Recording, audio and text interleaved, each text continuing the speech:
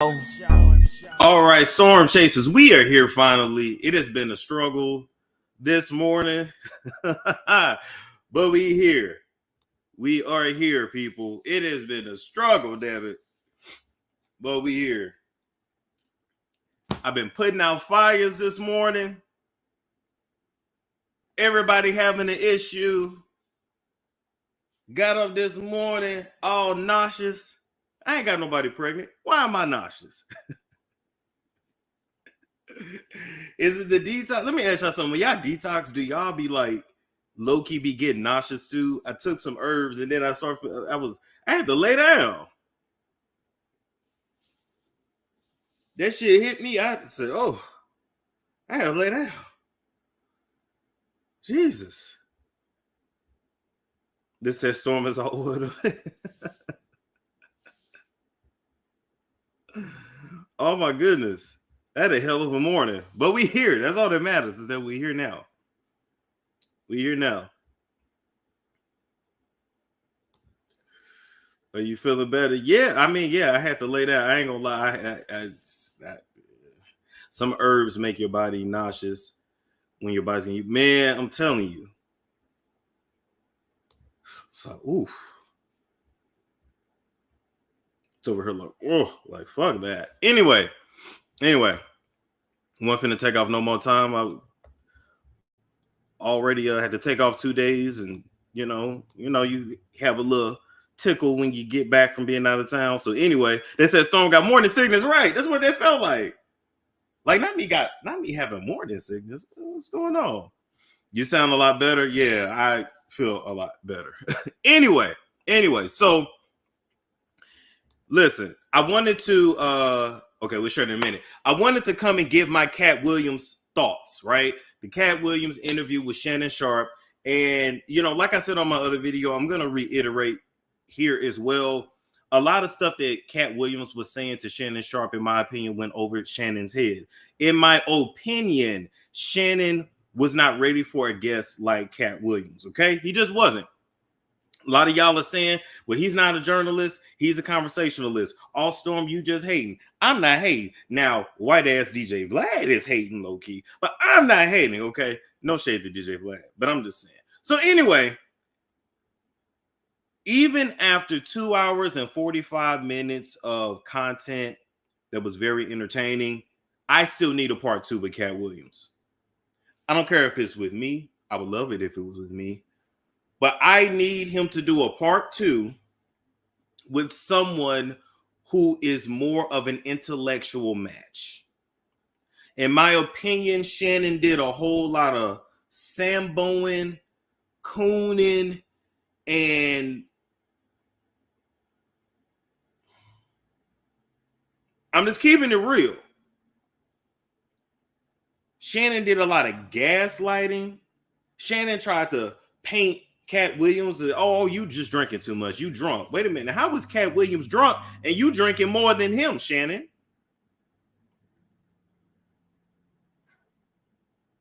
Willie D said he got it. I would much rather. I like Willie D a little more. I'm willing to give Willie D's interview a chance like that. Yeah, because we need somebody who can, number one, pick up shade when it's put down, who can read in between the lines, simple things, and who knows how to, okay, stop right there and expound on it. Do you understand what I'm saying? I don't necessarily want somebody to interview Katt that's going to dominate and control the conversation, although you ain't really controlling the conversation with Katt anyway, because he's very intellectual. He's very cerebral. But I need somebody who can like listen, be present, but like pay attention for the clues at the same time. Shannon just thought, we just gonna come here and talk about new projects and he and Kiki. No, when Katt Williams sat down, Shannon, Shay Shay. I don't know if Shannon go by Shannon or Shay Shay. Shannon, Shay Shay, Solo. I don't know what he want to go by these days. What I do know is that you can't take no shit in Shannon's house. That's what I do know. Ladies, you can't walk around butt ass naked in his house. That's what I do know. Okay? Shout out to Shannon and Club Shay Shay and Ocho Cinco with them white ass teeth. But I need somebody that can expound on certain topics. I need somebody who is not a scary ass nigga. You know, when I look at a lot of these gentlemen, they got these shows now, and they, you know, when I grew up, they was football players or they were basketball players, and they were like in some of the most masculine positions. Pause. But you know what I mean? Like, these were men that, like, he's before my time, but like you looked at like, oh, like these are like men's men. And I've never seen now, due to social media, so many quote unquote men's men who are so scared of other men. They so scary. Oh Lord, ain't nobody gonna come on my couch. Oh Lord, oh Lord. If you worried about that, you don't need a show. I don't need somebody interviewing Katt. Congrats on it. I'm not hating when I say this, but we're gonna keep it real over here. That's what I do.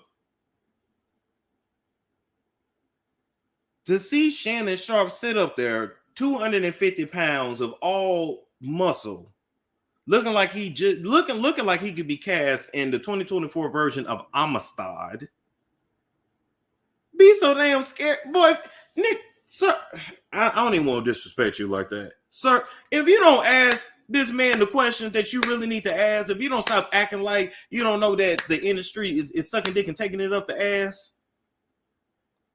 As a matter of fact, Shannon, if you were really open and transparent, I would have loved for you to chime in and say, well, yeah, you know, most of the industry is bisexual. Most of the industry, you know, the guys are getting bent over for a check, for a role, for fame. Although, ladies, I ask you all the time, is that like if a dude is not gay, but he'll do gay shit to get money or to get roles, do you still consider that gay? I asked y'all that. Or is they just gay for pay? I don't know what you call that. But anyway, Shannon could have also chimed in and said, look, you know, people say I'm gay and people say I'm screwing my stylist. And, you know, no, we don't go that way, but we know a lot of people that do, but we don't care. Like, it would have only added to the conversation. Not Shannon acting like he has no. I can't stand when a hoe play in your face. I can't stand when a hoe like, bitch, me and you have seen the same thing behind closed doors. Now you want to get on this camera and act like Katt is crazy. Now, I'm not saying Katt perfect. I'm not saying Katt never lies. I'm not saying Katt is no saint. But Katt dropped a lot of truth when niggas are responding. Is Shannon on the spot? I don't know what Shannon. It's rumored, but people have rumors about me, so I don't assume nothing with anything. I would tell you because you know people talk about, oh, his name's Shannon, but that don't mean shit. Oh, he called himself Shay Shay. That's his choice to call himself Shay Shay. The only thing that ever threw me off about Shannon Sharpe, and I got to keep it real. Thank you, Aphrodisiac. I appreciate that. And I got to keep it. Oh, thank you. And I got to keep it real. Is when Shannon said that his woman could not walk around their house butt naked. I have just never heard a straight man say that his woman could not walk around his house butt naked. That's the only thing that's ever thrown me off. That's the only time when I said, I don't know. That's it. Either that or he's super control, or he's just either he go both ways or he's super controlling. And it's 2024. Ain't no woman putting up with that shit. Yeah, she can't shit in the house, but she got shit on the other side of the house, or it was just a whole bunch of and listen, people are weird. I'm a little weird with bathroom things too. I don't want to necessarily share a bathroom with you. I'm kind of like that too, but like it just I was with him until he said she can't walk around butt naked. She got to put on clothes. Excuse me? Like, she should never have to put on clothes. What are you talking about? What are you talking about? In my opinion, you retired. You should be wanting to have you an old lady that you fucking around your house and you butt naked with. Your kids are grown. You should be doing that all day, not sitting up on the webcam with Chad Ochocinco all day. No shade. Sitting up on the webcam with Chad Ochocinco and Gil. No shade. You know, the other conversation we really need to have. A lot of men say they don't want to settle down, they don't want to commit this, that, and the third. Y'all know I don't talk about this shit, but we're gonna talk today. Is it just me, or is a lot of these older men lonely as fuck? I want y'all to sit on that. Is it just me, or is a lot of these older men, I'm talking about 40 plus, because black men typically don't live that long. So if you're a black man and you 40, you are older, period. Sorry. Don't they be kind of seeming like they lonely as fuck? Or am I tripping? You said crazy as hell too. I agree. Lonely. Somebody said they old sassy queens. He said the woman can't do number two in his house of past gas. Right. But then turned around and said when he fucked them, they shit. And I'm like, that sounds like a bottom. I don't know. Unless women shit when they have orgasms. I don't know. I ain't never heard of this shit. They do seem a little lonely. And I think we need to talk about that. I think that when you're younger and you're a stud, like I've never been a stud. I've never been that guy, so to speak. Like I've always had to be intelligent or work on my personality or like be able to talk to people, whatever. So I wasn't blessed with like, you know, the superior genetics, I guess you could say. So I always wonder like what's on the other side of male promiscuity, because we have our sexual prime in our youth. Ladies get their sexual prime in their 40s and 50s when our shit is on the decline. So I'm just wondering like what's on that other side of promiscuity as a man, when you know you done fucked over a lot of women, you don't talk to your family like that, you know, your kids don't want to fuck with you. You know what I'm saying? Like what happens? Do you just pick somebody and settle down with them? Do you just get a dog? I don't know. Yeah, you want a young woman, but can you keep up with a young woman? And then you get mad when she use you for your money because, yeah, nigga, she 19 and you're 49. The fuck she want with you? You see what I'm saying? What is on the other side? Sometimes I even think about that. I'm 30, going on 31. What will my life be like at 51? I'm always work, but like what if I don't do certain things in my life? Like what is life like as a man in your 50s and 60s and 70s, right? Anyway, so I said I went. That's a roundabout way to say I was excited to come have this conversation. I hate my throat was acting funny when I got back from Cali, but in my opinion, one of the another reasons why this interview did good numbers is because Katt Williams validated the conspiracy theorists. He openly talked about rituals, about the booty brigade. I had Roseanne tell me herself, Lee Daniels, Oprah Winfrey, Tyler Perry, she said that's the black gay mafia. And she said, and stay out of their boardrooms. Then you hear Christian Keys talk about being in a boardroom. And you remember that. I'm just saying. So even though we're not a part of that industry, even though a lot of things they say that we say it's gossip, it's hearsay, we own to something. Everybody ain't lying. Excuse me. Yes, the interview absolutely went viral because of Katt. Absolutely. And Katt was exposing, but Katt has been exposing. This is nothing new. But now we have social media. And the good thing about social media versus mainstream media is that the narrative, you can't control the narrative.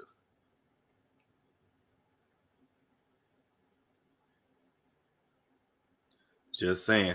I had no idea of the show until that interview. Right. I mean, I knew about the show, but it just wasn't It had never went viral like this. Okay, so we're not starting with Gary on. What? Let me go to my notes. What did I want to start with first? Okay. Oh my God, Ricky Smiley. Wait, let me find a pic of Ricky.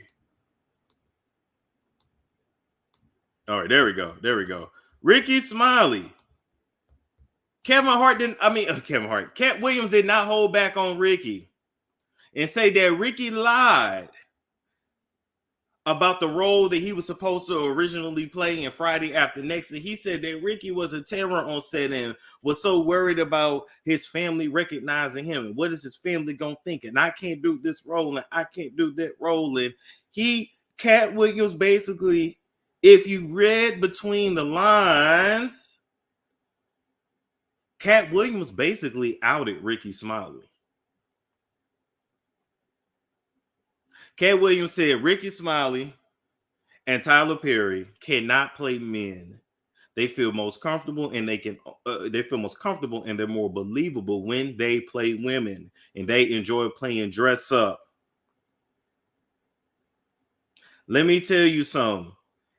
He outed the both of them as if they needed to be outed. I don't know. Once again, we just talking.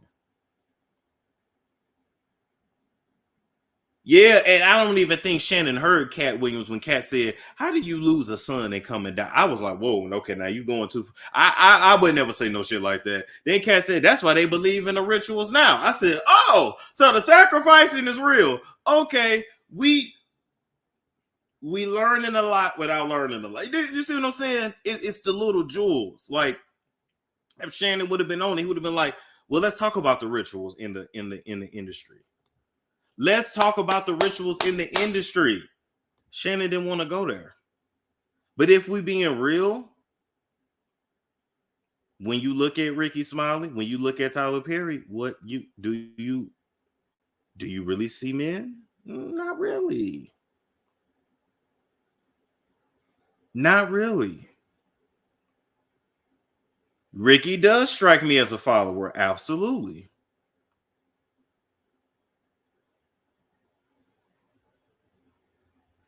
You said Shannon is a part. Shannon is in a brotherhood himself. Raw was it? But then that's why he was acting like he didn't know what was going on. Is he in a fraternity? Is he literally in a fraternity too? A lot of people said I never liked Ricky Smiley. I don't have nothing against Ricky Smiley. You know, now I knew something was off when he had that reality show.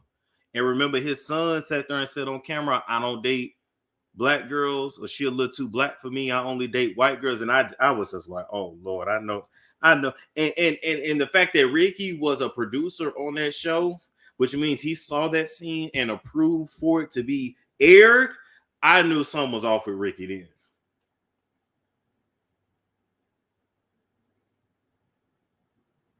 Shannon's a noob, I think. Oh, okay. Got it. I didn't know that. I didn't know. Wasn't that the son that died? No, I think it was his. No, I think it was the other son.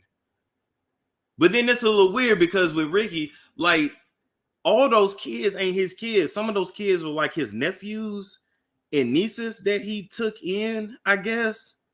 But then I kept getting confused with like why he was taking in all these people kids. Like, why is Ricky Smiley the person in the family where everybody just go drop their kids off at? You know what I'm saying? You say he a cute dog. Oh, Ricky is okay. Yeah, now, yep. I remember Ricky Smiley daughter got shot. Then his son, you know what happened to his son was on for. No, I don't think. Wait a minute. We can go back and see. Hold up.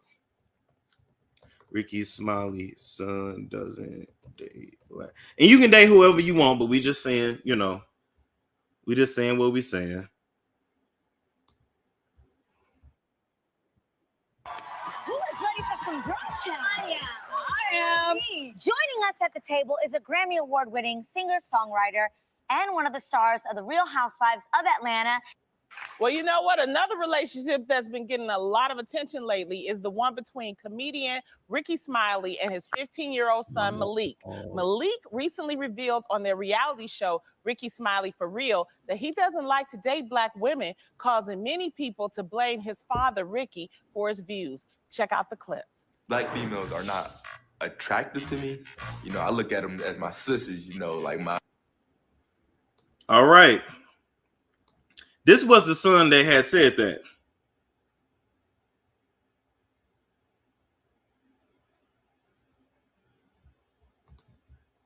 The psychology around that is interesting. He said Black females are not attractive to me like that.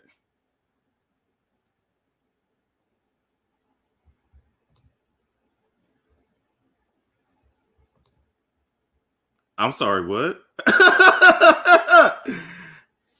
I mean, you like what you like, but sir, I don't be trying to be funny. That ain't the son that died. No. But I'm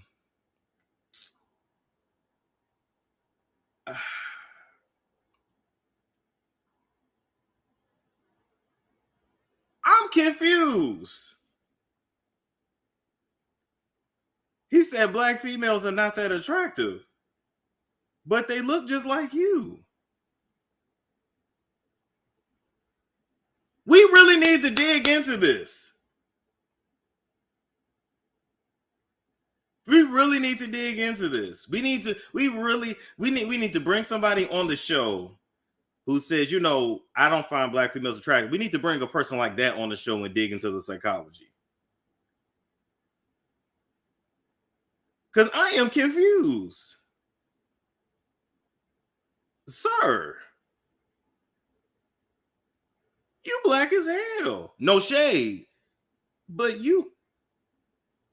there's no part of you that's light. What's wrong with a Black female? Anyway, let's finish listening to this clip. We're gonna move on. That's Malik. Okay. You know, dap him up, give him a hug. But if it's a different race, you know, it's like, all right, I'm attracted to you in that type of way. The only reason. Damn. Wait a minute. I don't remember all that. Did y'all hear that shit? He said if it's a Black female, I'ma dap him up like a nigga. Oh my God. Like a nigga.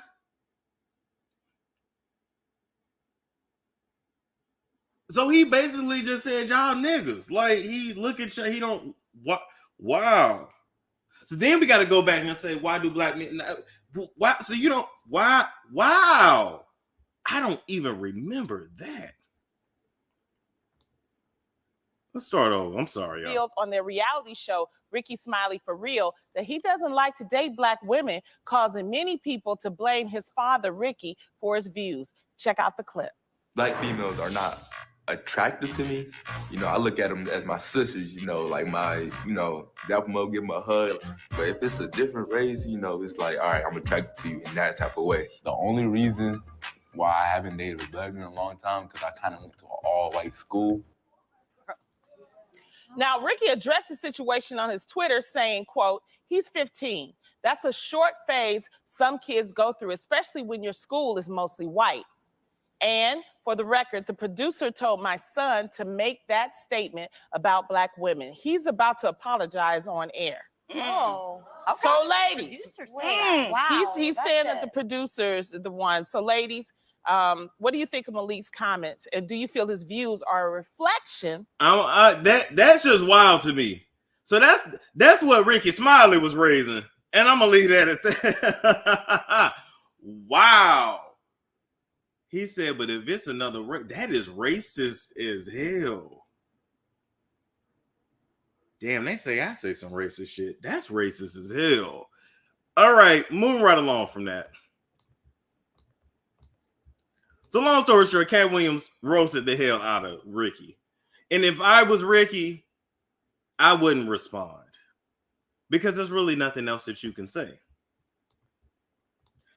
Now, they say that Ricky Smiley was crying online. Hold up. The neighborhood talk. They say that he was crying online, but then they say it's almost the anniversary of his son's death, so that's why he was crying. Why y'all think Ricky was crying? Hold up.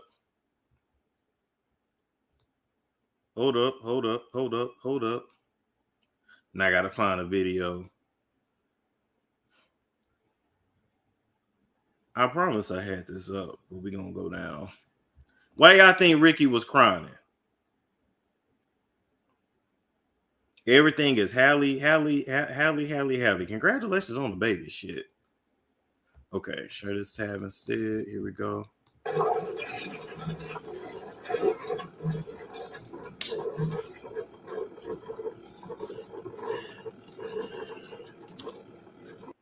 Like what? Like what's the purpose of going live and doing this? He was trying to get attention. I see. I said crying on purpose. I got a master's degree. I earned the right to use bad grammar. Okay. What was he doing all this crying for? Like, oh. Right. I'm doing my best not to laugh at this because it's like when I tell you I would not have shown my face for about a week online or 2 weeks. You know what? I low-key probably would have took a vacation. I told the radio station, I'm finna use some of my PTO, run some fucking reruns. Listen, you got to know when to hold them, know when to fold them, know when to walk away.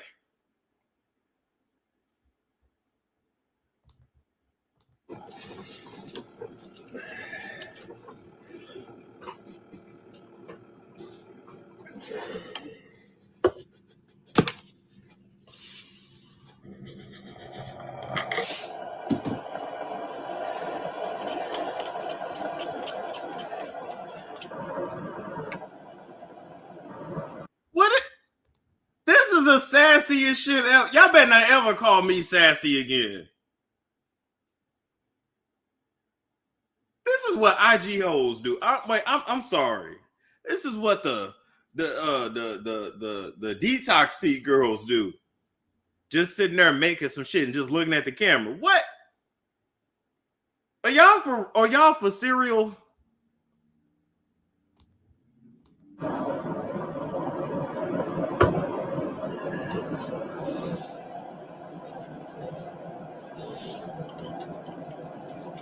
That shit too sweet already, Ricky.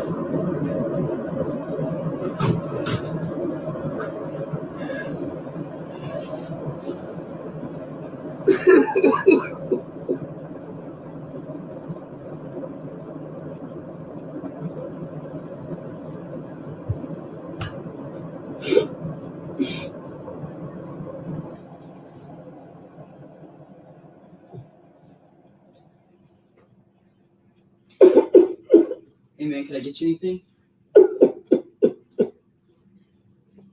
Can I get you water or something, man? Okay. So people were saying, okay, it's the anniversary of his son's death. Okay. He's sobbing. Yeah, I know people are so not good with how do you console somebody? What do you listen? I don't know what to do if somebody breaks down in tears either. I just be looking like, but I do give good hugs. And I do pull you in close. At least I'm a good shoulder to cry on. But why on yeah, that's what I'm not trying to be funny, but why get on camera to do that?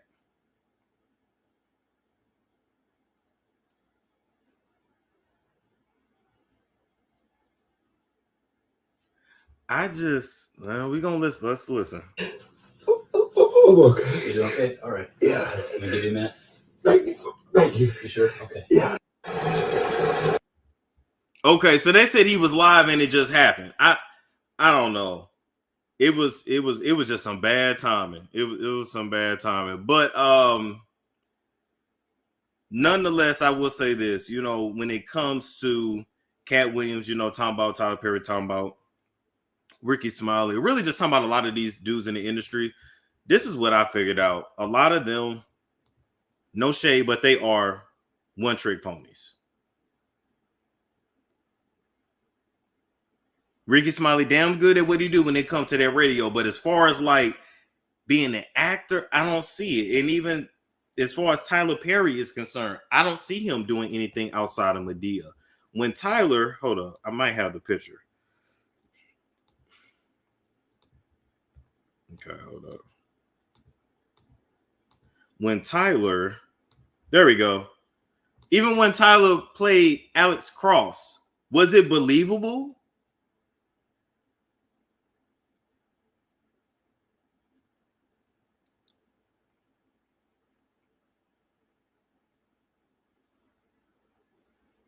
Because of his son dead. Okay. Yeah, Alex Cross was a mess. Nobody believed it. When you what was the other movie? Why Did I Get Married? When in his love scenes, what was his wife's name? Diane, something like that. That didn't seem believable. Remember when he tried to come to the bed, he tried to be sexy with just a pajama bottom? It just didn't look believable.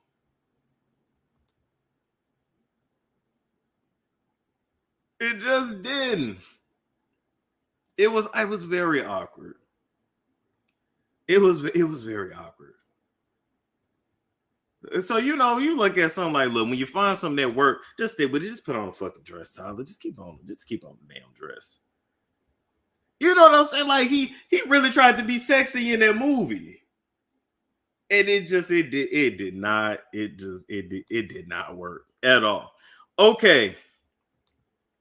Okay, so Katt also claims that Ricky Smiley went around set on next Friday or Friday after next, one of them, bad mouthing Katt, talking bad on Katt. And I do have to give Katt respect for this. Katt is somebody that speaks up when it comes to these Hollywood sets and these movies. And what I found having my pinky toe in the industry, it's like you can't be outspoken. You can't think for yourself. You can't be a leader. You can, but it's just frowned upon. Like the quiet part that Hollywood doesn't say out loud is like, your black ass should just be happy to be here. Your black ass should just be happy that we're putting you in a movie or we're paying you this much. Sit down, shut up, and don't say nothing. Look at The Color Purple. You got Fantasia, you got Taraji, you got Danielle Brooks, a movie that Oprah is producing that she kicked Whoopi out of, and I'm gonna leave it alone. But I'm just saying, and they didn't want to feed them. They didn't want to give them their own dressing room to rehearse. They didn't want to get them a rental car. And this is a movie that's gonna make millions upon millions of dollars. Listen, I'm oiled up. It's coconut oil. It's okay. I'm just saying. That's how every industry is. Yeah. And it's sad. But I do got to give Katt respect because even though he came in the game being new, being 5'2", theoretically having everything against him, he always stood 10 toes down. He always spoke up. How the littlest nigga got more heart than the big niggas? The big niggas walking around being scary. I told y'all, the older and older I get, the more I understand how we got put into slavery. How is the little niggas speaking up for the big niggas? I thought the big niggas were supposed to speak up for everybody. But the big niggas, be the first ones to, you know what I'm saying?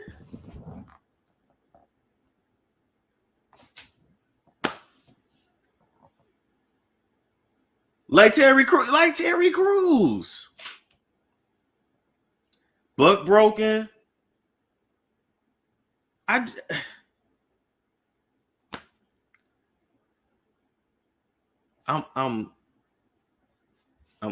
confused because he had to work harder than that's true. All right, so let's move right along. So who did Steve steal from Mark Curry? All right. So let's go to this resurfaced interview from 2019 and let's listen. material on his show, so I had a beef on that. On what show? When he was on his the talk show he had, and he did all my Halloween material one Halloween. I'm watching somebody called me and said, "Man, homeboy doing your material." So he did my whole Halloween run.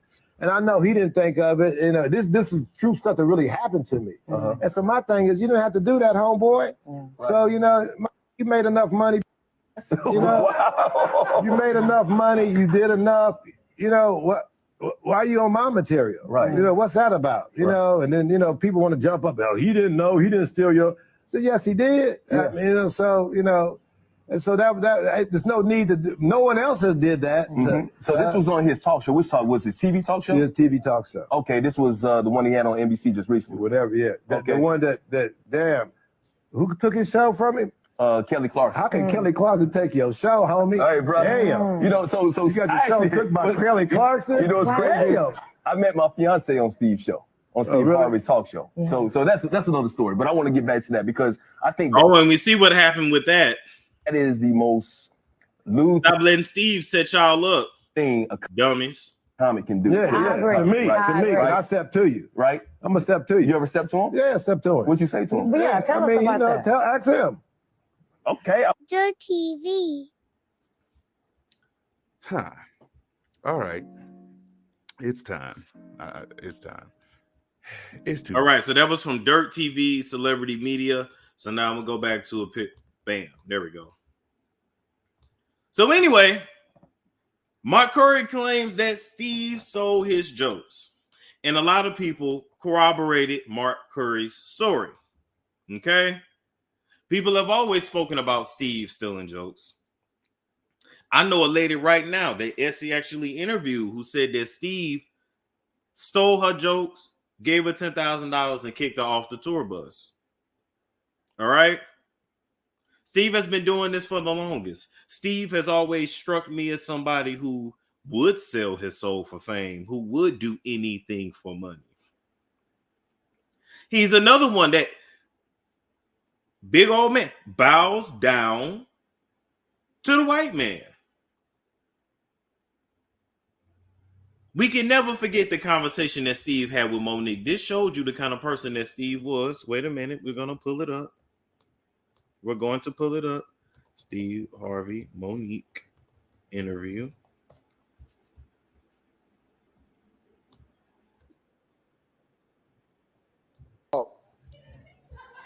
Baby, he be saying it like I'm a problem.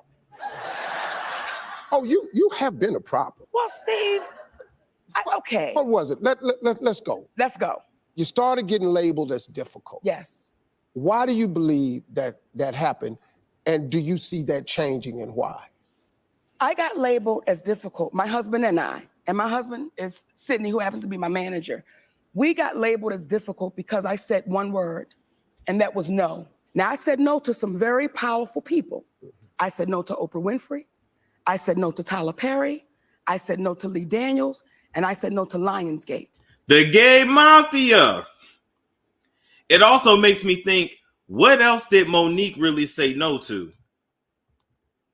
Do you understand what I'm saying? Now that we're looking back at this interview, let's really read in between the lines.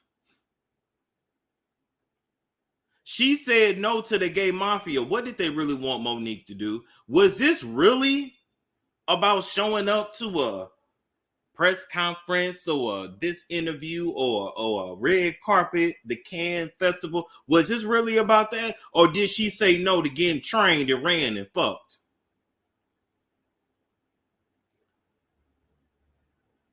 Did she say no to being a sex slave? This is what I want to know. This is why it's so good to go back and look at things from a different lens. Because I never even put two and two together in the now. Wait a minute. That's the black gay mafia. What was she really saying no to? And you know what's the most traumatic? To have for Monique to have been an SA victim, of course, from her older brother, to then play a role having to tap into being a predator when she was a victim, and then try to victimize her again. Monique is being proved right. But people paying attention when Taraji talking. So when the fat black lady was saying it, y'all didn't nobody receive that well. I guess she was a little too aggressive when she said it. But when Taraji is lighter and more attractive, and she conventionally, and she cries, people are more receptive. That's interesting. Because everything Taraji is saying, Monique told y'all. She just said it in your face. That's interesting. People pick and choose when they want to listen. Yeah. Attraction, pretty privilege is a real thing. I thought it was because of her husband. They say that, but that's an excuse. That's a cop-out.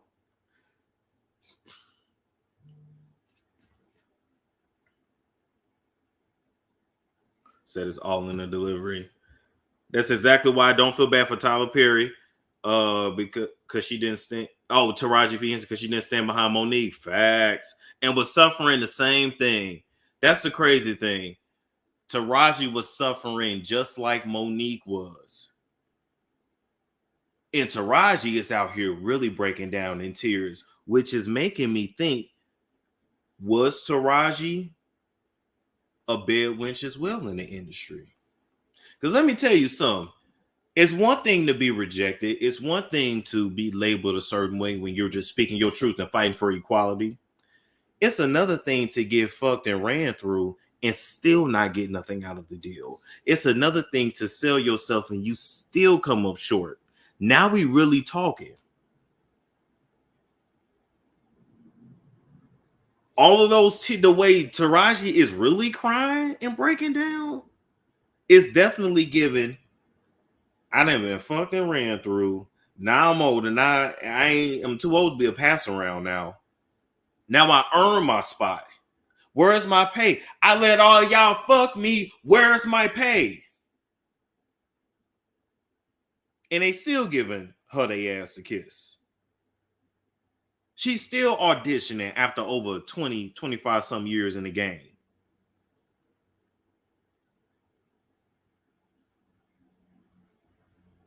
I'm just asking. That will break me down into, I'll be ready to slit somebody's throat, but that will break me down in tears too. That's why a lot of men are speaking out now. Because to be quite honest, they booty ain't tight no more.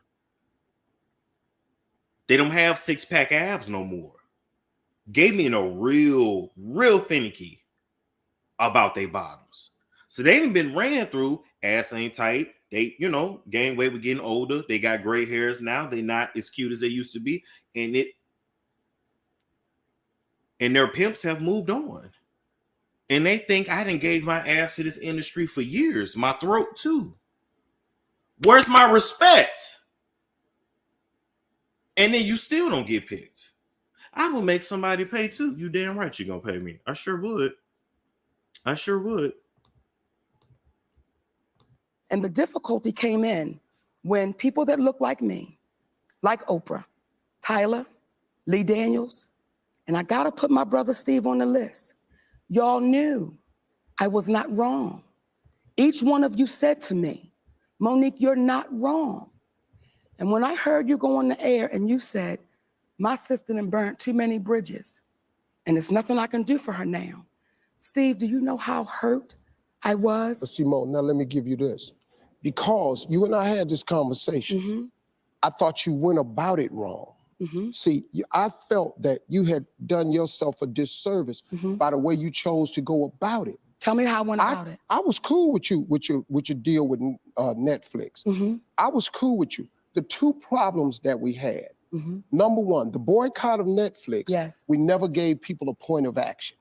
Okay, if we're gonna boycott, are we gonna not get subscriptions? Are we gonna turn it off? Or are we gonna go down there and get signs? The second point was boycott mean don't watch the shit and don't stream. Come on, Steve. Now you're not that stupid. Coming to me was this problem that you had in Netflix is rich people problems. Because they looking at us going, you talking about you didn't get millions, or you got this, you ought to be cool. But when you say, Mo, it's the way you went about it. And I want to explain that, and I thank you for saying that. Inequality is devastating and it's extreme. And you notice how even Steve said, you got what you got. You should be happy. Well, Steve, you got plenty of money. Why you still working? Why you didn't keep your first wife? Why you didn't keep the second wife? You should have been happy. Why you didn't keep the first house? Why you didn't keep the second house? So ain't it something how somebody will aspire to have something but feel like you should be happy with whatever the hell they give? That was misogynistic as hell. Now, y'all said pull up the monkey joke. Hold up, I found it. See, this biz out here in Hollywood. Hollywood will fuck y'all up. It'll get y'all twisted. Y'all know the dude that played in Green Mile? That big ass brother that was in Green Mile, Michael Clark Duncan. I got a radio show out in LA. He was my guest this morning. This son bitch is huge. His arms, 23 and a half inches. He on the show this morning. We talking, so doing one of the... I bet you did like them arms, didn't you? I bet you did.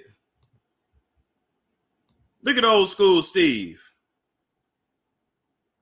Look at old school Steve.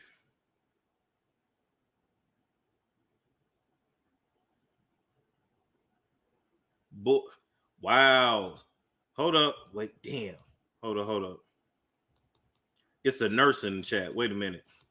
Belize and JB says, Storm, as a surgical nurse, we've done a lot of ass tightening surgeries. Oh, yes. Oh, that's a very real thing. But look at how he looked it.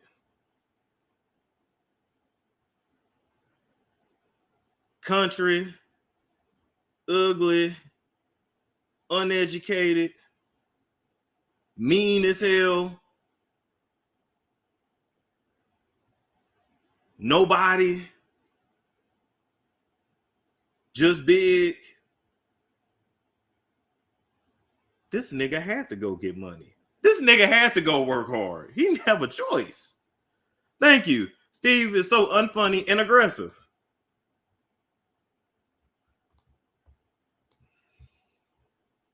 Breaks.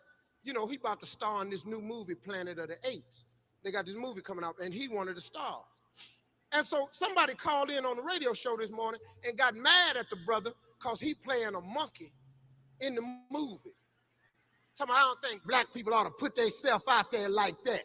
We need more positive role models. You playing a motherfucking gorilla. You know, I felt embarrassed for the brother because I put this motherfucker on the phone, you know. So I looked at Michael, I said, say, man, sorry about that. So off the air, I said, say, Mike, how much they paying you? It's just between me and you, dog. About 10 million. Damn.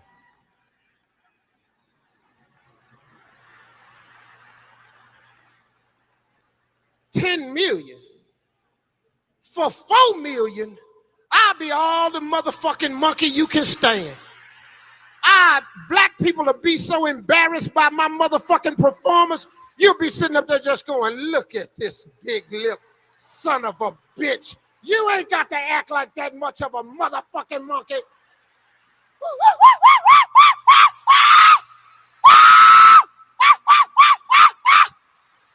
Be picking shit off me looking at it. Be walking around that mother. I be digging in my ass. Motherfucker, for 10 million, kiss my ass. Motherfucker, I am a monkey. Motherfucker, I swing in on the vine to work.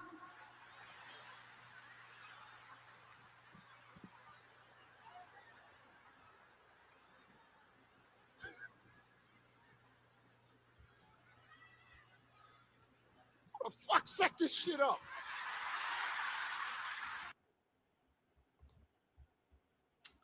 Well, he told on himself. What can I say? Let's see. Don't want to go back. And when people said, Monique, do you think calling a boycott? Not because they're powerful, but because of who they've come.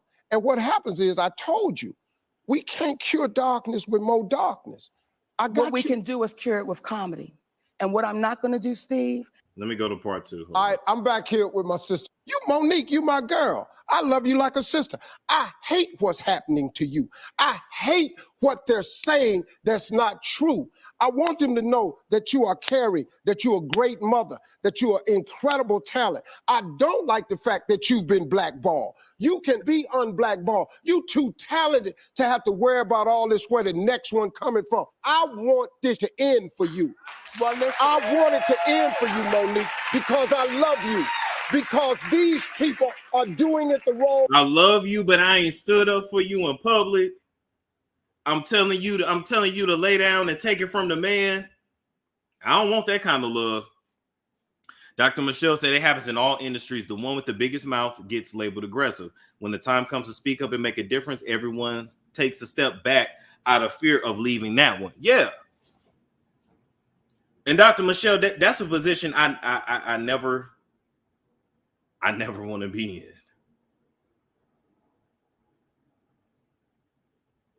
And I ain't gonna lie to y'all. That's another reason why I said to myself, now I'm just being honest with y'all. I said, you know what? I'm a bougie Negro. I ain't gonna lie. But I said, I gotta pull back on my lifestyle. Thank you, D. I gotta pull back on my lifestyle a little bit, because I don't ever want to be at a point where I can't be me, because my expenses are so high and I got so many bills that I just like can't afford to lose this job or this opportunity, or, oh my God, if this person doesn't call me back. Like, I never want to be like that. You that person's bitch at that point.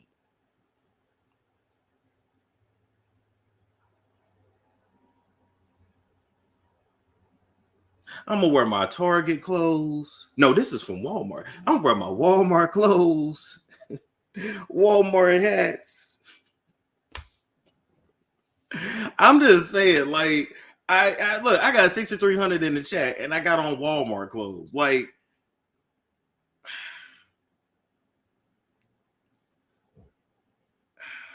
anyway. Wait, and you better than that. You are better than that. I probably should have called you as soon as, but I didn't. I got a lot of stuff going on, so I didn't. When I did call you, I listened to you.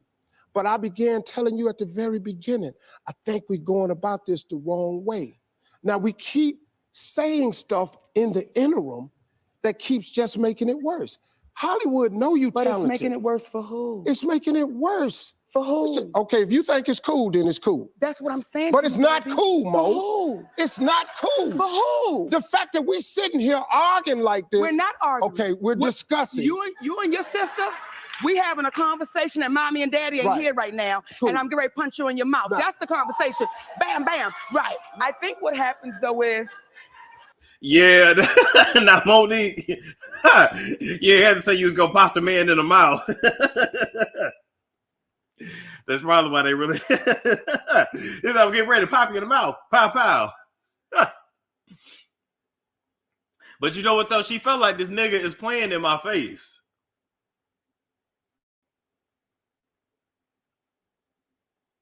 Why was he raising his voice at Mo? I don't know. He damn sure didn't raise his voice like that at Bernie. Want Monique to get on her knees and suck D, but you that's your sister and you love her. Ugh. I've had to understand how to agree to disagree without being upset. And that's the thing. I disagree with my brother. I'm not upset with you. I love you. I disagree with the way Oprah, Lee, and Tyler did it. Cool. But I love them. I'll give you that. Now, guess what we need to do to move forward and fix this? Come on. These people owe you an apology. You owe those people an apology. Then we can move forward. Mo, listen to me. I'd have been stuck right there because you can't tell me how to react to your disrespect. So that yeah. You are valuable to us all. But you want her to get on her knees. You are valuable to Tyler Perry. But you want her to get on her knees. You are valuable to Oprah. You want her to you use your Oprah probably didn't want you to eat her pussy. E. Daniels. We can't do this without talent. See, me and you, we talent. They can't do this without us. You take us out of Hollywood, they have to close some doors around here. No, Steve, you are a hard worker. Talent is relative. It is not the Objection. same without us. Yes. You are too valuable. I don't want to lose your gift to the world. You won't. Because we're trying to prove a point when we can prove the point by doing it in a more loving way. That's all I want, man. I absolutely. Well, why you gotta be so submissive though and subservient? Why does Monique have to be so submissive and so subservient when she more than went out of her way to accommodate the gay mafia? This is how we got sold into slavery. I am convinced. Agree with you. 100%. The only way I know how to do it is loving, because that's all that's in my heart. Okay. Now, when I say it, you may not like how I say it. But see, if it's in your heart, Yes. love sound like love. Yes. Yes. See, that's what. So, Yes. so if it don't sound like it when you say it, See? that's cause it ain't. So this one we're gonna close out like this. I'm gonna try and arrange.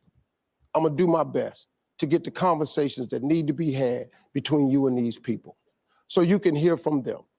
I'm gonna then ask them. Oh, fuck all that. Okay. So let's move right along from that. All right, cool. So, bye. All right. What I also loved about the interview was that Katt Williams confirmed that Steve hated on Bernie.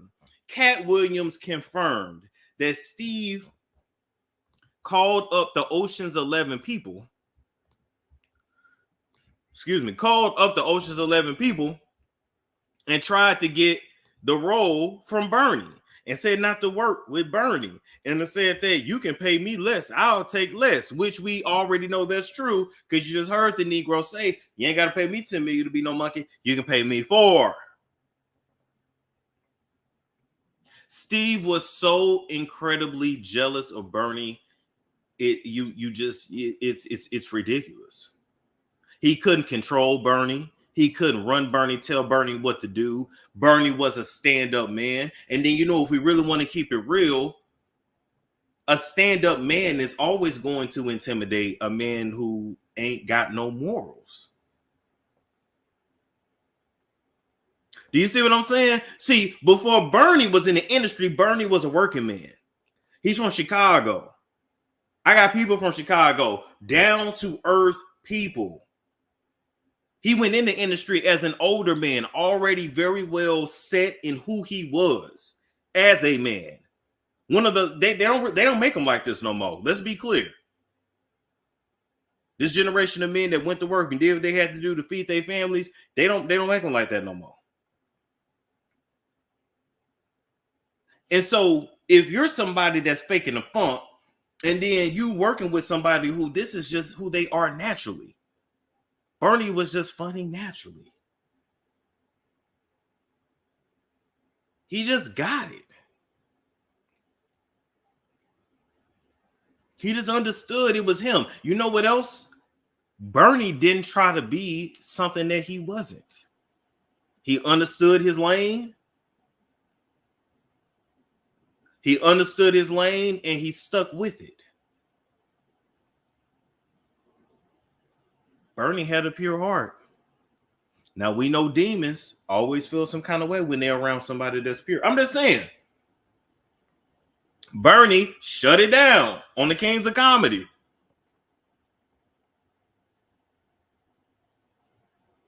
So I guess Steve had every reason in the world to be jealous. But what you should have been doing, Steve, was trying to befriend him and learn from him. But your pride wouldn't let you. Anime said, do you think Bernie being dark-skinned played a hand into why Steve didn't like him also? Yes. Because when you, and we know this as black people, when you have the nerve to be dark-skinned and confident, people hate on you. Come on now, let's talk about it. Let's talk. Steve looked at him like, you a ugly black nigga, and you ain't coming in this industry with your head down. You not on your knees. You not willing to do whatever these white folks tell you to do. You got some morals and backbone. People feel some kind of way when you dark. No, said follows what Steve says to do. Said was not no threat to Steve. And there's no shade to Cedric, but he was just not no threat to Steve. Steve felt threatened by Bernie.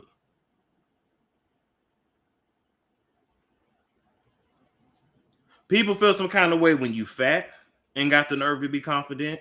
If you short man got the nerve to be confident. If you an unattractive, quote unquote, unattractive woman and got the nerve to be confident, you ain't got no edges, you bald headed and you confident, people feel some kind of way because they, bitch, you supposed to feel bad about yourself. Nigga, you supposed to have low self-esteem. That colorism shit affects men just like women as well.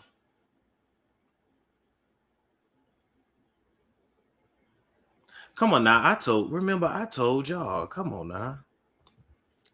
Let's talk. I told y'all I moved to Atlanta.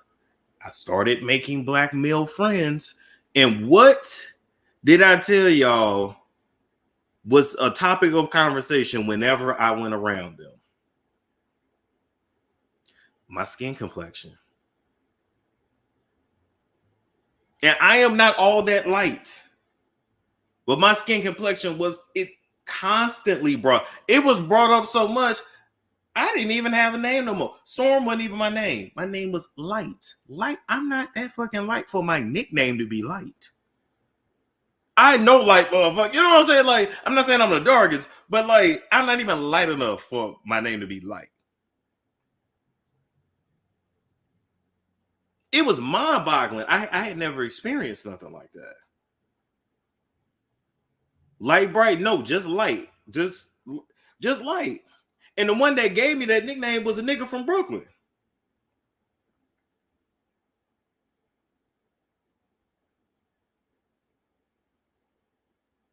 Yeah, it was a nigga that brought. I mean, he cool dude, but I'm just like I'm not that light for that to be a nickname.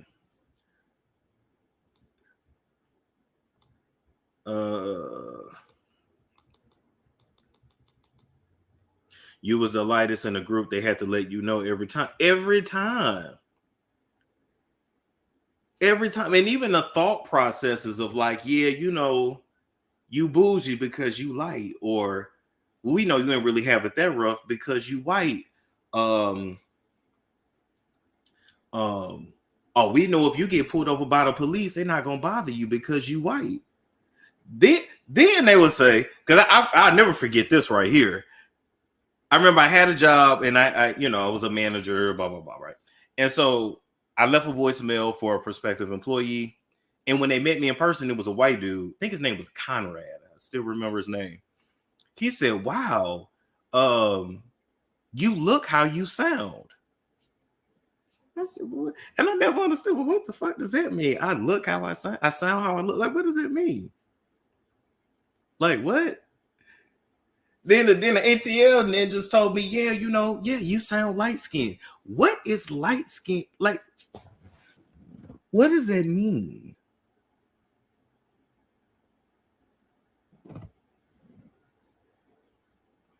What does that mean? You look how you say, yeah.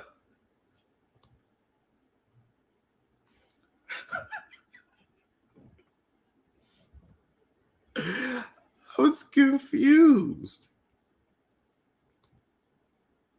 They're ignorant, right? And then they say, yeah, you don't sound rough like a dark person. What? Sorry, y'all started drooling. What? I don't sound rough like a dark person?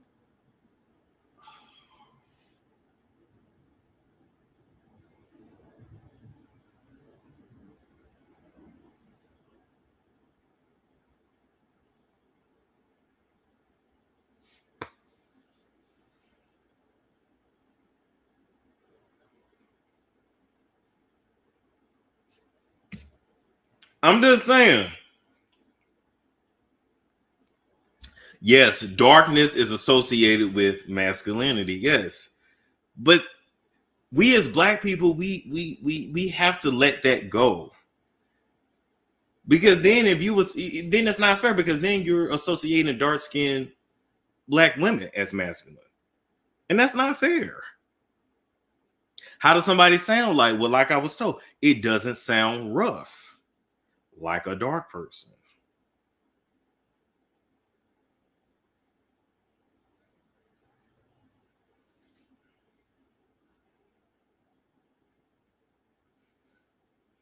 I feel sorry for you ladies, because this is who y'all date.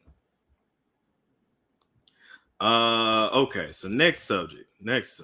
All right. So anyway, Steve was jealous as hell.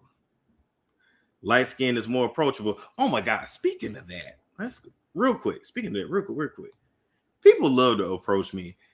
I got back from Cali, was at the airport. White lady just walks up to me.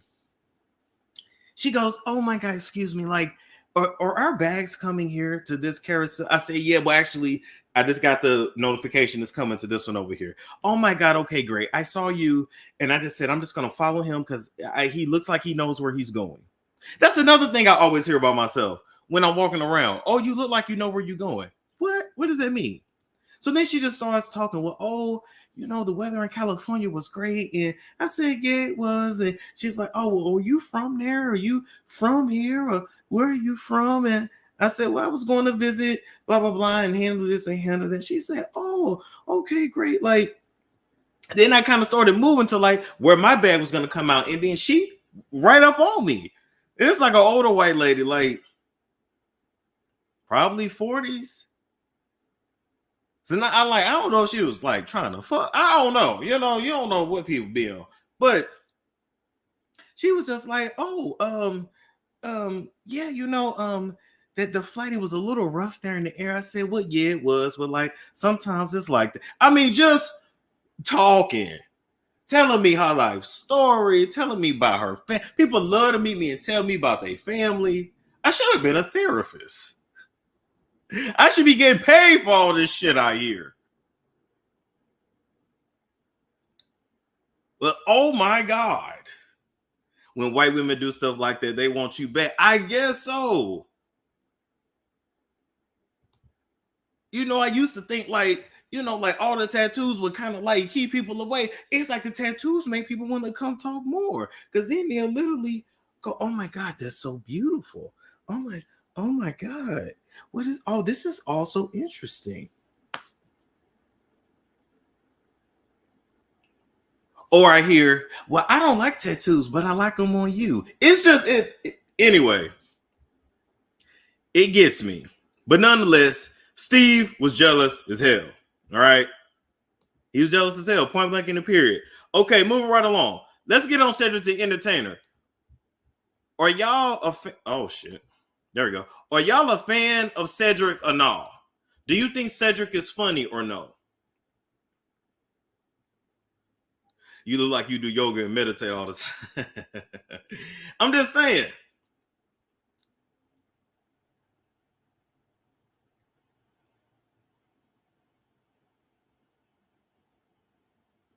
They say no. I found Cedric to be funny. Katt Williams said he's not. I found Cedric to be funny. Now I give Ced a little grace because he's from St. Louis like me, so I give him a little grace. But like, I find him to be funny. Now I'm still trying to figure out why he never lost none of that stomach. I'm just saying, like, now let me ask y'all this: is Cedric funny because he's funny, or does him looking like he's 10 months pregnant play into it? Because there's something about fat people that fat people are just seen as funny. Yeah, Cedric don't really bother nobody. That's true, but we just talking.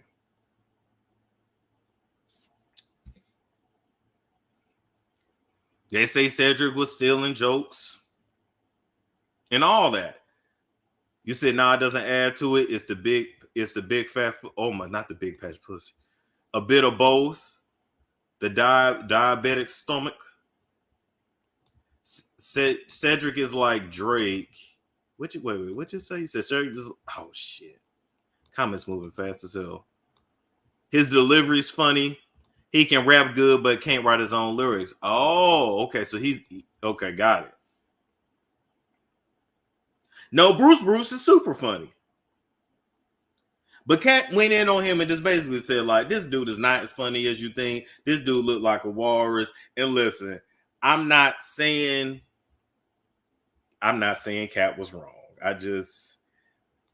You know, and even when you think about the roles that Cedric has played, it's the same role. The truth is the truth. Now, moving right along.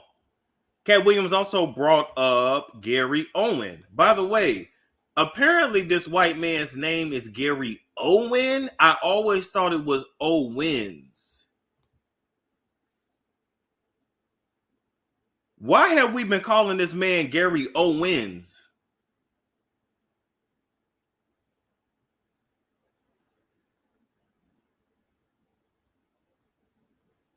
Yeah, Katt no longer know. Yeah, he no longer cares. That's very true.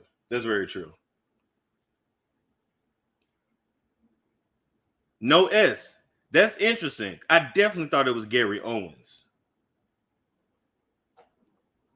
But anyway, let's bring this up because Katt Williams didn't have nothing bad to say about Gary. Let's hear it. You disagree with what Katt is saying on Shannon Sharp's podcast, you're watching. It's getting everybody's attention because people are commenting on it. He went in on Faison, who's my boy. I love Faison. But then Faison started making posts on Instagram that I'm laughing at. So at the same time, I'm looking at Katt going, oh, I'm looking at Faison going, oh. Now, if I see Katt, I'm still going to be cool with Katt. Katt's always been cool with me. He's done some cool things for me in my life. Faison, still going to be cool with Faison. That's my boy. And even then, I could talk to Katt about Faison and not have to go in on Faison. I could talk to Faison about Katt and not feel like I have to piggyback it and go in on Katt. I just sit and listen and laugh at it all. Because if you're a comedian and you're a true stand-up comedian, we're offense proof. We cannot be offended by anything. We can catch strays, we can catch arrows like everybody else. And we always say, like, just be honest. Don't say something behind my back. Whether you like Katt or not, he's not going to talk behind your back. However he feels about you, that's how he feels about you. Now, he did say one thing. He talked about Ricky Smiley, and he talked about when Ricky Smiley went on Club Shay Shay, Shannon Sharp's podcast, which is a great podcast, especially for, I know I'm a white guy, but for my demographics. And I'll get into that in a minute, what Katt said about me. But for my demographics, Club Shay Shay, I'd rather go on Club Shay Shay than Joe Rogan. Even though, okay, I got to get into I got to unpack this podcast because Katt made a comment where he said, why you think Gary Owen, who's a white guy, has been doing stand-up for 25 years, hasn't crossed over? And when he said it, I was like, wait a minute, was that a good thing or bad thing? And I literally had to go to Twitter and start asking people, was I catching strays or what was that? And they was like, no, they were saying you haven't sold your soul. That's why you haven't crossed over. You've been consistently you, and that's why you haven't, quote unquote, crossed over. So I was like, although Gary, that accent of yours does tend to go in and out, but I'm gonna leave that alone. Like, oh, okay, that made sense. Now, I'm not gonna get into it, but I've been I was in an awkward situation one time where I can't say for 100% this person was trying to make me do something, casting couch type deal, but it felt like it. And I was like, is this that point where I've always heard, will you suck a dick for $1 million? And I was thinking to myself, and I was in this office in this room going, well, this is I'm about to answer this question. And the answer was no, I wouldn't. So now I listen, I can't say for 100% that's where it was going, but it felt like it. It felt like it. You got to be in the room to feel it. And I was like, oh, this dude is really coming on to me. Like, this is happening in real life. And the dude did it, and he'll always remain nameless. I think he was feeling me out. Like, is this dude? And this was years ago. I was young in the game, But I was just like, wait a minute, is this happening right now? I was like, oh my God. And then I was like, I made it very clear. I like women. I'm not going that route. Blah, blah, blah. So I've had to have that conversation more than one time. Believe that. I'm not gonna get into it, but I was wondering. I was like, "Ooh, is this happening to me right now?" Let's have a conversation about that too. Let's have a conversation about that too, right? Because your voice tells strangers about your appearance. Really? That's interesting. Okay. When it comes to gay men, what I notice is that their flirting seems it's not all, but just what I've encountered, especially with certain people in the industry, seems very predatory. I've only had my pinky toe in the industry. I've only had my pinky toe, just my pinky toe, but just from what I've seen, seems very predatory. But then it doesn't, because it seems like they do a lot of roundabout shit. Like it's almost as if it's no fun for a gay dude to go after to try to bag another gay dude. It's like, I want to like romance and bag this straight dude and make him gay. You understand what I'm saying? Shit be indirect. I would rather a motherfucker just say, hey, I find you attractive. Do you want to fuck? And I'm going to say, fuck no. I don't roll that way. Okay, cool. Like, I would rather just say that, but then people are just not, I don't do well with all the indirect, because so many things, like, I done got so paranoid at this point, like, so many things you'd be like, okay, is this person just being friendly or they flirting? It's already hard for men to make friends, so you don't never want to give off the wrong impression. Ain't no wrong with having homies, but then anyway, I see what women go through. They can't be overt because they still want to be able to navigate. It's grooming. I guess it is called grooming. I guess that would be grooming. Absolutely. Welcome to Women Life. Man, Storm, as a woman, when a man is nice, he wants some. Facts.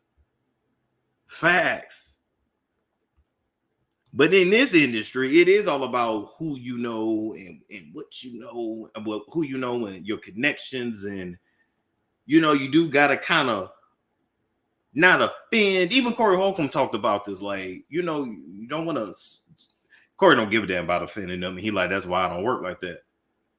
He go make his work. But like, it's a very weird space to be in. But nonetheless, another actor, another comedian verifying that the casting couch is very real.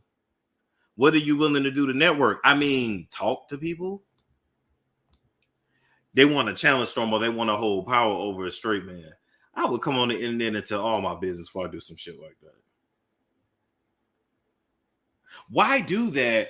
Why do that and think you're going to keep some shit a secret? So now you can blackmail me for the rest of my life.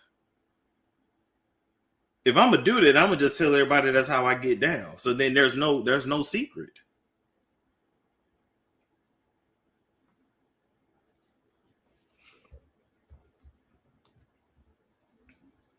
Yeah, Corey is aggressive. I told you, Corey reminds me of my uncles. Even the way he talked, it's be hilarious.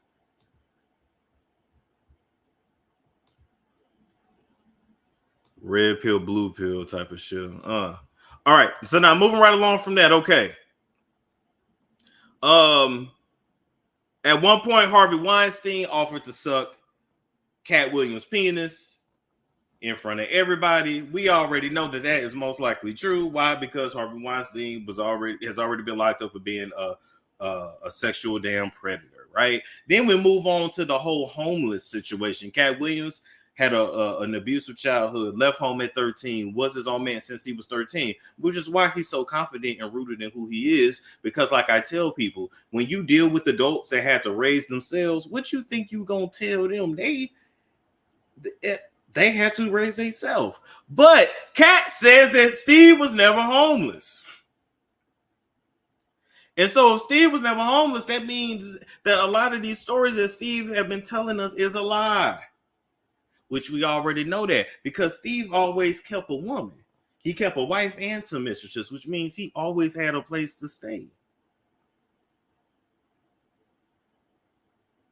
See, when you're trying to create a superstar, there are certain ingredients that you need, right? You need, if it's a woman, you need the hair has to stand out.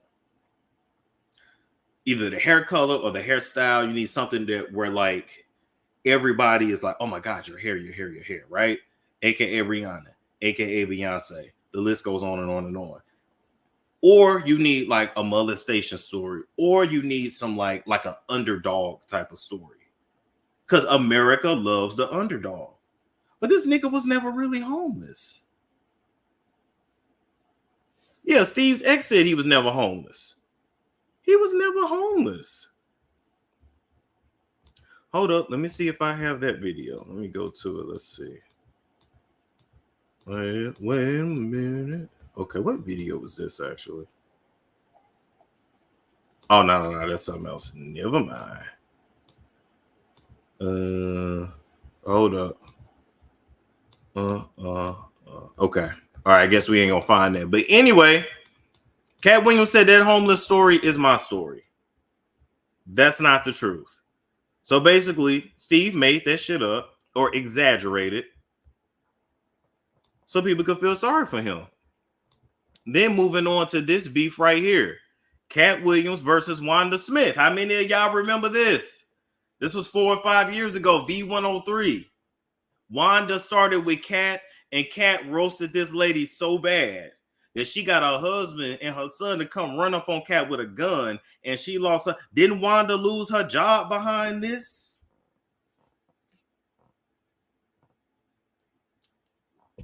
Didn't Wanda lose her job behind this? This was brutal. Let's look at how many views this has. It was 5 years ago, 9.5 million views. Somebody watched Wanda get roasted 9.5 million times. He came and killed her at her own job, verbally.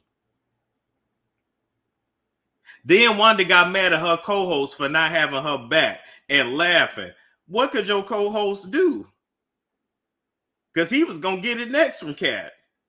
Ain't nothing like somebody looking you right in your face and reading you for absolute filth. And you know V103 ain't shit because they put this clip up immediately. Look how Katt looking. He looked like he was there to read a bitch that day, but he really wasn't. Because see, Wanda, the truth is that Katt was trying to be in the background. It was all about Red Grant, that comedian, and you didn't want to talk to Red and you didn't want to acknowledge Red. You wanted to go in on Katt, and so you got what you was asking for. Didn't she lose her job, though? Let's listen to a little bit of it. Hold up. That Wanda got some lipstick on right now with enough glitter for the 4th of July. That's right, kissable lips. So, okay, so what do you cook, Katt? All right, so the thing is, with 7, you become a good cook just because you got too many different opinions. Like 4 of these is daughters, so I got a daughter that only eats vegetables, and then I got a daughter that only eat meat. Broccoli, water, simmer. Have you ever heard of burned broccoli? Can you burn broccoli? You can't burn it because it's made in a pot of water. You don't know nothing about. You know what her second meal they love from it? What I do with corn. I like to get it out that can and I put it in there. And then I get a can of water and I put it on there. And then I get some Zatarain's. They don't expect that. I sprinkle Zatarain's on my great corn. cook. Whatever. Yes, ma'am. You good at heating stuff up. You're good at telling us about what's going on in jail. Yes, ma'am. And getting out to tell you. But I'm gonna tell you at an arena named Phillips, and you gonna tell me at the Atlanta Comedy Theater tomorrow. Be there. All right. Red Grant show. I know Red I'll Grant. be there. Don't miss it. Red Grant, Katt Williams, thank y'all for coming through, man. And thank you for having Red me. was laughing his ass I off. see why people come to Wanda's show. Yeah. Because Frank Ski puts it down. That's right. Get on out of here with that crazy ass. Uh-huh. Is he crazy? And help me get to the salon. All right, it's the People Station Viewer 3. Your hair is kind of. That joint was. My hair is 19 inches long and I have no perm. You don't. Oops. Oh, that's not a perm. No, it is not. Nice lady. That's natural. Come run one of your gnarled fingers. Come here. While you on air. Come So on. they can hear you live. Come on. Let me come over here. No. That's not how that works. Oh, okay. Well, then stay over there. Don't worry. Ain't nobody putting their hands through yours. That's right. They don't have to. I don't want Uh-huh. them to. Get on out of here. You okay? You okay? Only one of our hands moving while we talk. Oh my God. Are you okay? Red Grant, Atlanta Comedy. Tell Wanda to take off them headphones and that wig. And make sure That wig and the headphones come and take off together. them old ass clothes you got on. How about that? Yeah, they're old. Versace, yeah. It doesn't matter. It doesn't matter. Look at when she called his clothes. Oh, look how he opened up his suit jacket like, what? Old where? Red's laugh just cracked. It was the isolation. I want to apologize to the people at Versace Collection. This is your 2019 summer line that hasn't come out. But you had to open it up and show us it was Versace. I wanted to. No, I didn't have to open it up. Did, These people are on radio. They can't see anything. Yeah, but you opened it up so we could see it. Yes, We see ma'am. it. Well, happy whatever for you. store is for the Black Lane Bryant. That's right. That's right. Very proud. Okay, let's Very play some proud. music real quick if we can. We going to a break real quick? Very All right, cool. We proud. go to a break. Shout outs to Forever 21. Yeah. Necklace Collection. That's right. Shout out. They don't to remember you. me for wilding out, right? I'm not the right one to Jones on. Get this inmate out of here. If you can't get your blood pressure down, you can't call me down. Whatever, little mama. If your cholesterol is 600, Whatever, little mama. I'm Lil Mama's baby daddy. No, you little mama. Yes, ma'am. Hey, girl. And what are you, girl? You probably shouldn't talk about sizes. No, that's okay. You big on the radio. That's right. And you're big Turn in it prison. down. And you're Yes, big in ma'am. prison. I've never been to prison. You have 19 several felonies, times. no convictions. Yeah, Knock it yeah. off. Prison and jail aren't the same. No. Okay, No. Calm No. down. Calm down. Only one of us has $12 Calm worth down. of jewelry on. No, 12. I would have left my job that day. When I tell you, this is what PTO is for. When he said only one of us has $12 worth of jewelry on, I'd have threw that fucking headphones. Fuck this shit. First off, I respect legends and I know my place. But second of all, when he said $12 worth of jewelry, this day I would have took the putting in PTO, bitch. I'd have walked right out and not looked at the internet for about 2 weeks.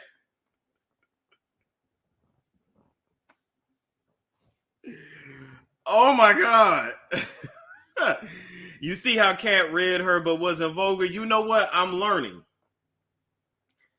When you read somebody and you're not vulgar, it actually makes it hit even harder. But it forces you to be more intellectual. She forgot Katt is not just a comedian. He is a role. She walked right into that. Absolutely miracle, Denise. He said, no convictions. No convictions. No. That all is available. If you want to have Wanda's jewelry, please go to Sitgo or Quick Trip at any point. If you buy 2 packs of Newport 100s, they will give you everything Wanda has on right now for $7.99, and it comes with a free car wash. Won't you come on down? Yes, thank you. Absolutely. We appreciate it. The show starts at 9. Wanda gets to the stage at 9:17. Please come on down. Go, Shay, please come get Miss Katt and do her hair. She's almost out of breath. Be careful now. Even on the radio, you can hear the fact that exercise has crept into her vocabulary. Hurry up, little mama. We're done. You already used that one. Don't repeat your jokes, Fresh Comic. Go ahead. Get your ass out of here. I would have been in tears. And I probably would have quit my job that day. Oh, Red laughing at us make it worse. Because even if you get it cooked and you try to keep your composure, you got somebody laughing at and you like, fuck, I'm getting cooked. Oh my God. I'd have had to pull the Nene. Just, okay, girl. Okay. I'd have just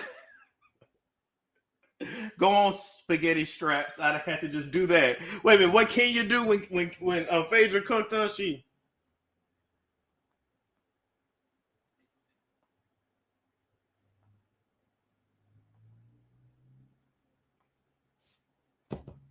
I'm just saying.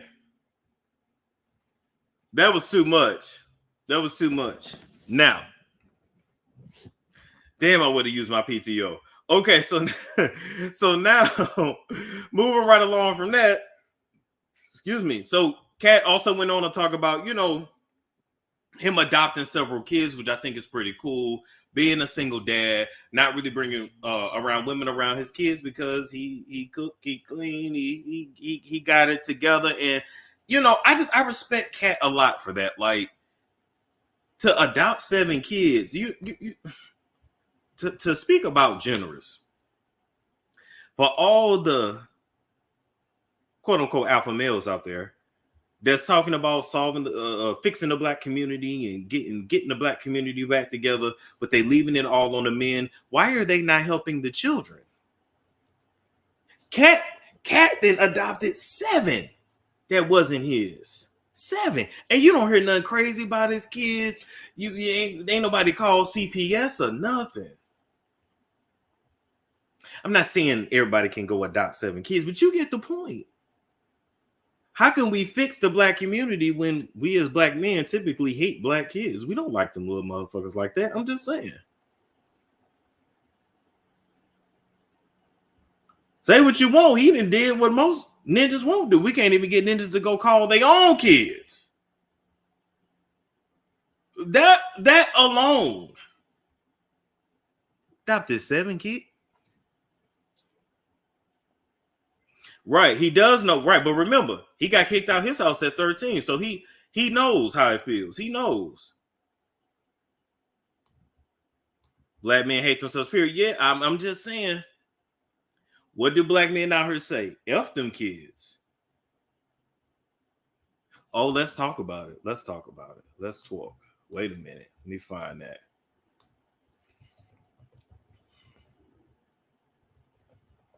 Let's see. Hold up. I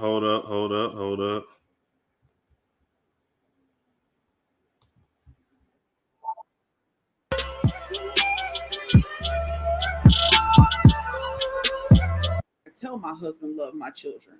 I knew it. I didn't have to ask him to go to no doctor's appointment. You both sides. You never know. We all fall on rough times. Things happen, whatever. We did not want $300. Zero remorse. Then you have some people like the other clip we played. Oh, that ain't it. Wait. Damn, I hate when you try to find something and you can't find it. Reveals the triple 100 lies, which this is. Well, even if we listen to shit like this, hold up. Young Fly, one of the realest motherfuckers I ever seen. Ain't never seen no fake shit out, my nigga. Always be 100. DC Young Fly. It ain't even nothing I can tell you right now. I don't know exactly what all you got on your plate, but all I'm saying, look, bro, after all this bullshit heat down up off you, I'm gonna give you a call, man. Love you. Yep. Yeah, much respect, man. Yeah, man. Sure. Much respect, dog. Yeah. That's one of the toughest things about entertainment is going through, shit Some like public that. stuff that's really hard. Yeah, you got to. No, I mean, let me cut the bullshit. I wish my baby mama died. Oh, I mean, God dang! What the fuck I gotta do, bitch? What? Are you lying, nigga? The fuck? I'ma say it and don't mean it? I ain't that kind of nigga. Young Fly, one of the real. All right, just saying. But it's one specific one I really want to play. Hold up. Look, let me tell you something. I say this on air. I don't give a fuck if I got a baby with you, bitch. If you a problem, fuck you and that baby. Here we go. I'll make another one. And That's who the fuck I. Hold up. Let's replay. Look, let me tell you something. I say this on air. I don't give a fuck if I got a baby with you, bitch. If you a problem, fuck you and that baby. I'll make another one. And that's who the fuck I. And you know what's crazy? Oh shit. Shoot. Look, let me tell you something. I say Right, leave it there. And you know what's crazy? Believe it or not, you said that's Corey Holcomb. Believe it or not, my father had that conversation with me when I was 13. 12 or 13. Most black men feel like that. So I'm just I want y'all to also know what you getting it. Just saying. This is what you dealing with.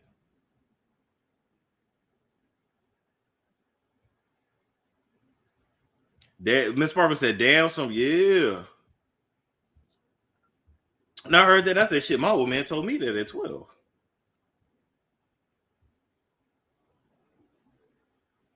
But what's crazy is, on one hand, they will say, you know, F them kids. On the other hand, they talk shit if y'all send the kids to the children's chop shop. They talk shit if you do. I don't know. I just feel, I guess people just gonna talk shit no matter what.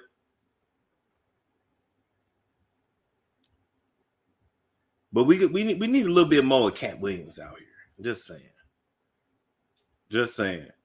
Okay. So that was the last. Yeah. Corey Holcomb don't give a damn. All right. So moving right along. What else? So.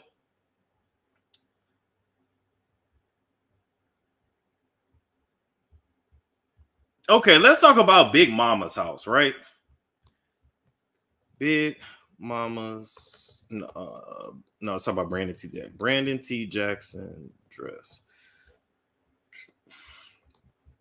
Everything went wrong. Just like everything went right. Everything went wrong when I put on that dress. Pre-Big Mamas, to me, actually, it's like a, you have an AD, you're like AD, BC. Okay. It's like BM for me. My career pre-BM. So Big Mama was a changing point. Yeah. Yeah. You said, so what did your father say exactly? Okay. So my father said that when a man in the, essentially I want to be my therapist. Okay. So first, my father actually taught me that you're really not supposed to treat women well. You're supposed to treat women like shit. Like the more you treat women like crap, the more they'll stick to you. He said that you don't never just marry a woman. You make her work for your love and your affection. You put her through at least 5 years of hell. And if she can survive that, then she's worthy of you marrying her. But you don't just you don't be nice to her. You don't just treat her right. You drag her through the mud. But as he would say, put her through hell. Or treat her like shit.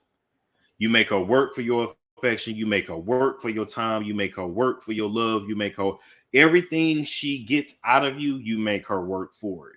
And the more you make her work for it, the more she's going to be attached to you. Because psychologically, and this is what get a lot of you ladies, to be honest. A lot of times you ain't even really in love with a nigga like that no more. You just have put in so much work into this nigga. You don't want the next bitch to get all of your good work.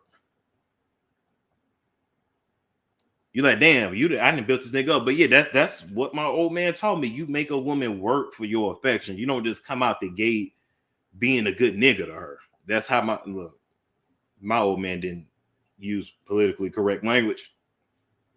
What else would he say? He would also say, like, when a man and a woman ain't together no more, then the man should not have to take care of those kids because he's not with the mother anymore. Let her new nigga take care of them. So basically, he felt like if we ain't fucking no more, then you figure out how to feed them kids.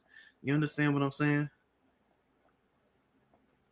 You say your daddy is toxic. I'm just saying this is what I grew up with. Now the crazy thing is, if I had followed that logic and had that kind of a personality and mindset, I would probably have women all over my short ass. All over. Because my old man ain't tall. I mean, he's taller than me, but he ain't super tall. And what women fling to him. Cling to him. He's married now. But you get the point.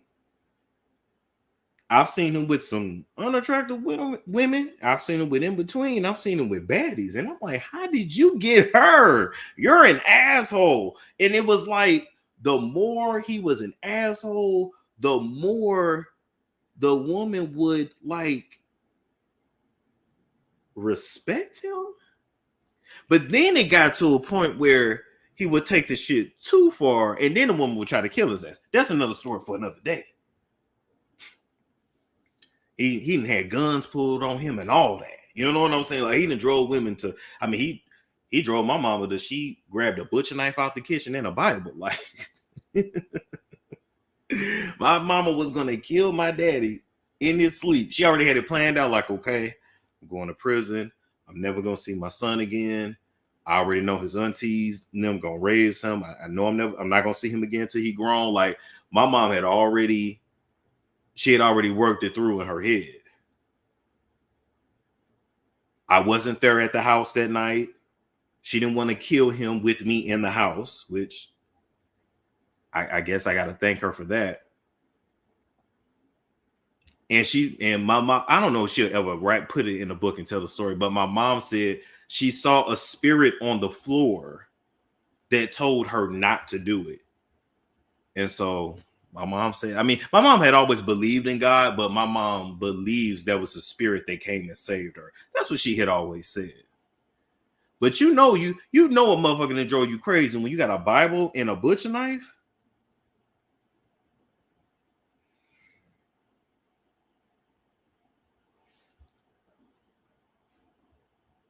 You so glad you did not follow him?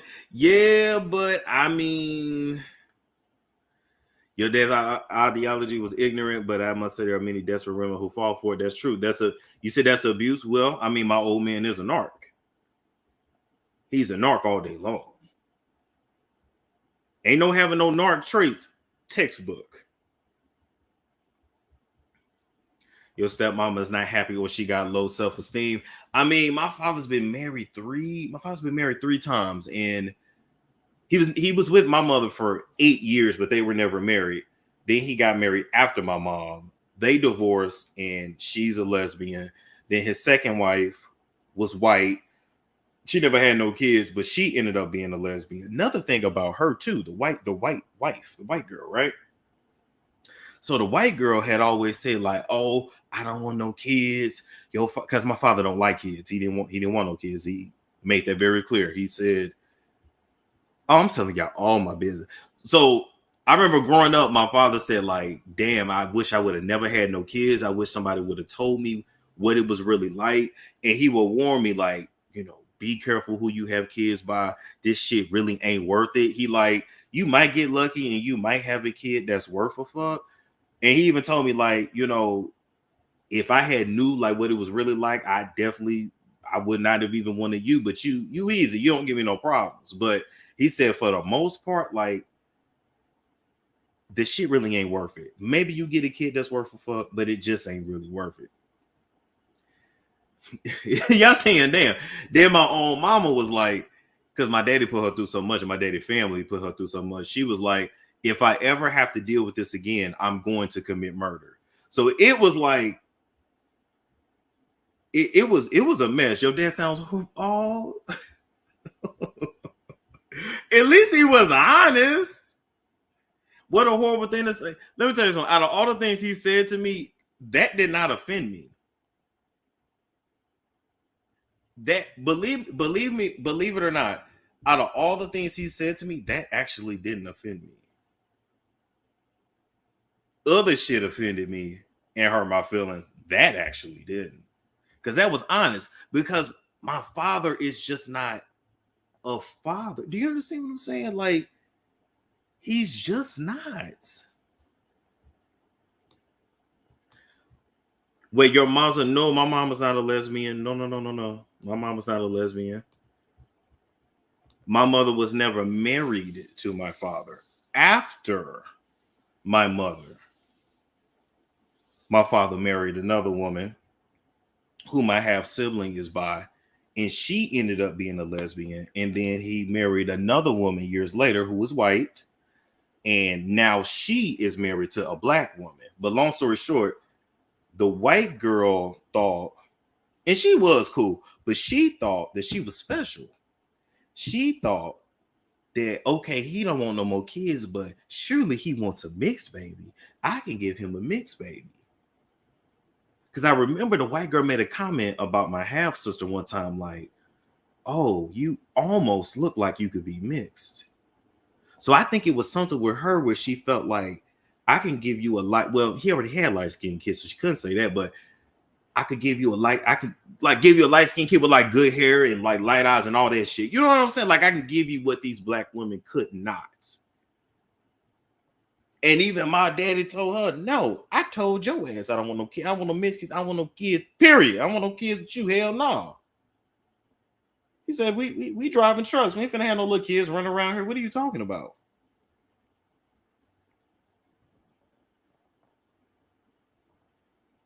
We don't do that half shit. No, baby, we do half. I understand y'all don't. I'm a little different. I know it hurts a lot of people's feelings. If you do not have the same two parents, that is a half sibling, period. I don't believe in no seed this and seed that. I don't give a fuck what no Bible say. If you do not have the same two parents, that is a half sibling. I know we like to clean stuff up because a lot of us have multiple baby daddies or baby mamas. But no. Not even, I do have, that's how we talk in my family.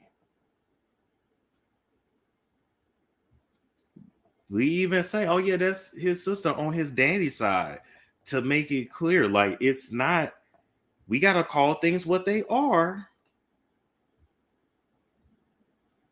A half sibling is a half sibling, period.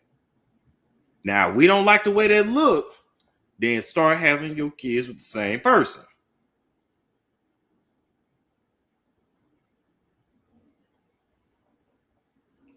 You can fight me on it later, okay? Let's see, what else? What else did he tell me? Okay, treat a woman like shit, make her work for your affection, make her work for your love and attention, cheat as much as you can. I remember my uncle told me to have as many sexual experiences as I want before I get married. Maybe that was good advice, or maybe it wasn't.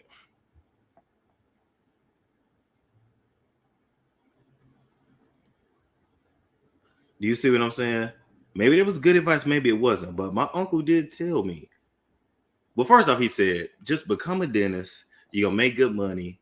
Eventually get married, have 2 kids. You'll be home by 6:30 every night. I had to go fucking find myself and find what I love to do. But I should have listened to him on that. But he did say, have as many sexual experiences as you can before you get married. Because my uncle felt like, he knew so many men who got married and then they want to try this, they want to try that, they want to have a threesome, they want to do this. He's like, get that all out of your system first before you marry anybody. Because my uncle always felt like, don't cheat on your wife. Your uncle will play a hunt. Yeah, but he don't cheat on nobody though. Like, I'm just saying. Did he? Okay, what else?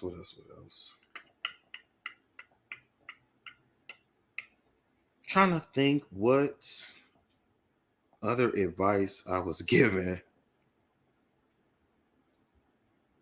Now I gotta keep it real. I can't just put that all off on my dad about like not having kids and not getting married because my mama told me the same thing. She told me the same thing. Like, Take your time. Really, I was advised not to do it, but always have your own space. Do not get one of these women pregnant, because once you get her pregnant, you are not in control. You don't run shit once you get her pregnant. So just saying. Why get married if you're gonna cheat? Well, my uncle felt like get that out your system first.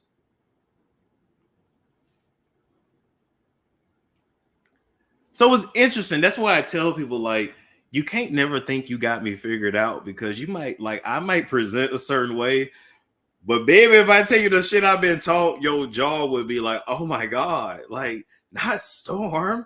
What? Not you. Like, yeah. No wonder you were single. That's not a bad thing, though.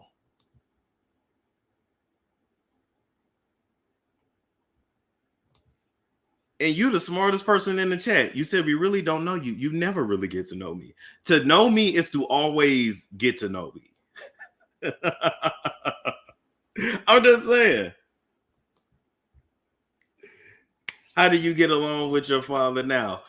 We don't have no relationship now. Ain't no animosity though. Like, we have an understanding, but he do him and I do me. It's no hatred. But I'm closer to my uncle than I am to him. So I'm closer to his brother than I am to him, if that makes sense. Please write a book. Write a book. I am writing a book, but it's so crazy. I think it's because it's my life. I don't think it's that big a deal. But then when I say it out loud, people are like, oh my God, that's so bad. But anyway, let's get back to Brandon T. Jackson. Yeah. What made it a changing point? Was it that it was Martin, or just everything was aligning up at the right time for you? It was a negative changing point, to be honest. Okay.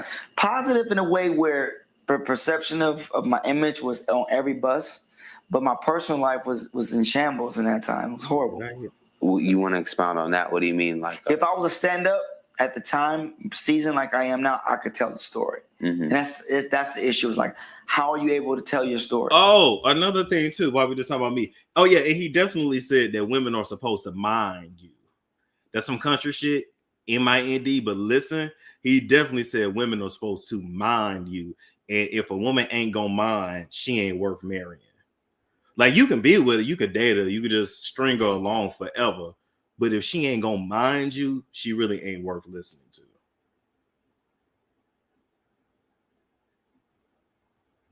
And he definitely believes in slapping the shit out you to keep you in line.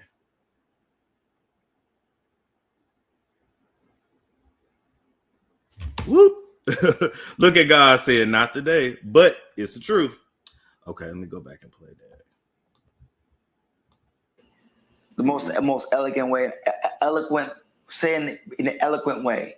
I couldn't say what I was going through because it's almost like if you're a baby, you can't communicate yet. And I just wasn't fully a seasoned stand-up to be able to say what I was going through. But in retrospect, if I can say what I was going through, at the time when I did Big Mamas is when I met not my wife, my daughter's mother, and from that time, it's like my life was just, it was hell from there. My personal life was in shambles, but my career, it was at its height, I believe. It was going. It was kind of like a passing of the torch in a sense. Yeah, it was. And I played Martin's son, and I feel like that. It's so weird. It's like every time I play these sons of people, it never goes right. What didn't go right with Big Mamas? It was, first of all, no offense, that movie wasn't that good to me. It wasn't a prolific film. I sound so mean, like, oh, you should be grateful for it. But I'm real. You know, you should be real. Like, it wasn't like the best movie. It was okay. It was an entertaining film. Number one, Big Mamas won. So long story short, Brandon T. Jackson felt like his life went to hell after wearing that dress in that movie, which was low-key a curse. Miss Khalifa said, I'm so surprised your dad is not with the Lord right now. He's very lucky. His mama used to pray for him a lot. Like when his mama was alive. I told y'all though, that's the key to staying alive is having an old black woman pray for you. Because he had a lot of people try to, get this close to taking him out. But my father also has really good timing. He knows just when to like pack his shit up and get out of town. And you be like, wait, you live where now? And you like, oh, somebody after your mother ass. You already know. He knows just when. It's like he can feel it. He knows just when somebody finna knock their head off and he gone. And then he reinvents himself somewhere else and he, starts again. We'll just call your dad Mr. You know what? It's weird because you'd be like, boy, you trying it.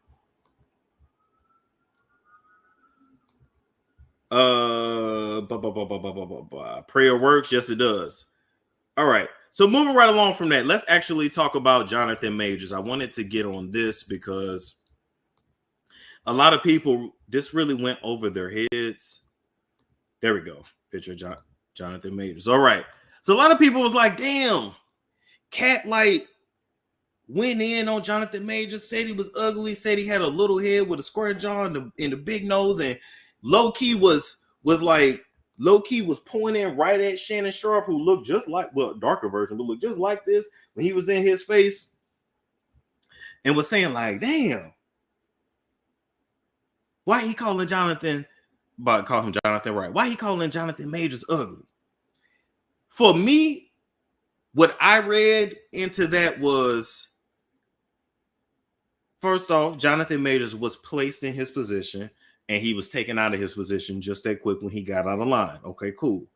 But number two, what I looked at it as, if we are now going to say that Jonathan Majors is sexy, who has stereotypical Afrocentric features, then basically no black person should be walking around here with low self-esteem. If this nigga's beautiful, then we're all beautiful. But the trick is we were always beautiful until somebody tricked us and told us that we were not.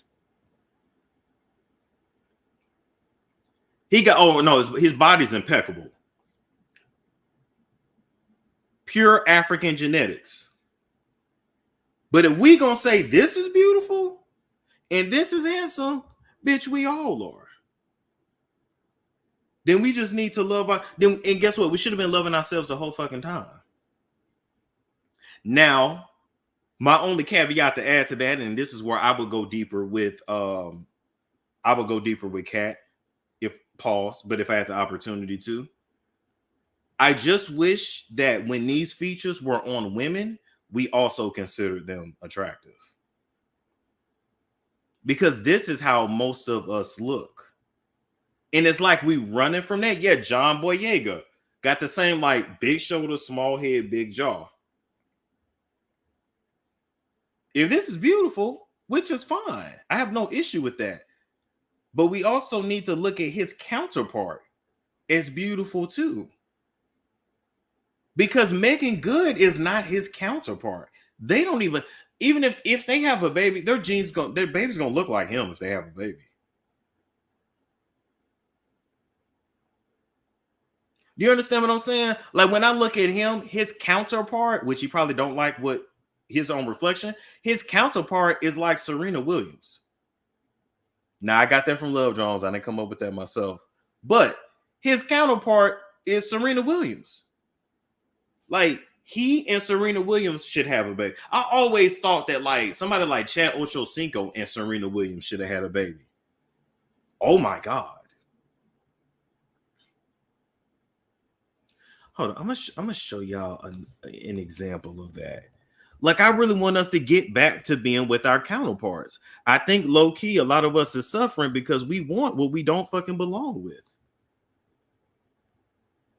Out here having these kids with big heads and small bodies because your genes didn't mix with her genes. All right. So do y'all know who this dude is here?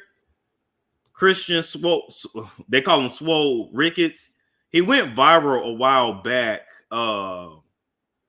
He went to Mizzou, University of Missouri, and he was in one of them black frats. I just don't know which one. And he was doing them dances. you know, when they do all that, don't kill me, but they do all that. It was never, child was never for me, honey. But anyway, he didn't went viral. You done seen him before dancing. Anyway, so when I seen his girl, they match. Do you understand what I'm saying? They match. This makes sense. Omega Psi Phi. Okay, thank you. This makes sense. We need to start encouraging black men to get with their counterparts and procreate with, yes, stepping. That's not for me.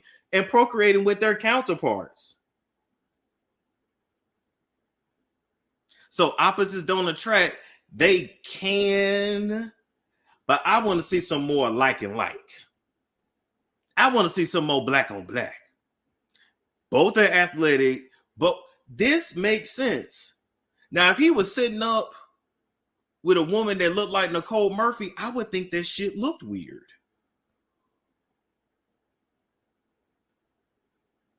This makes sense. You mean, look, yeah, looks compatible. That fits. It fits. I don't know these people personally. I don't know. But like, I started thinking like, you know, people talk about they can't find their match. No, you just don't like what you're supposed to be with. You mean like with his sister? I don't think she looked like his sister though, but I'm lacking the ability to properly articulate my point, which means I would technically lose the debate in this case. But like, you know what I'm saying? Like, without you knowing what I'm saying.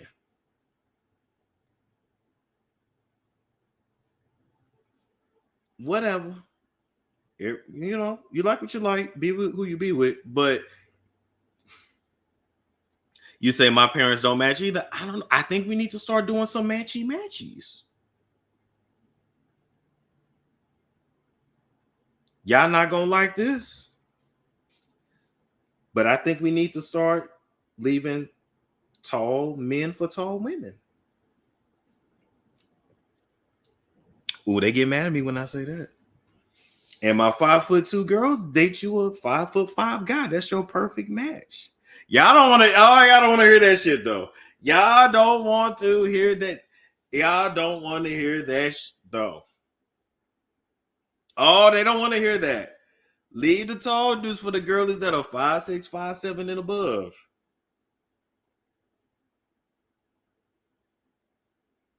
Let 5'6" have 5'11". 5'8" have 6'1".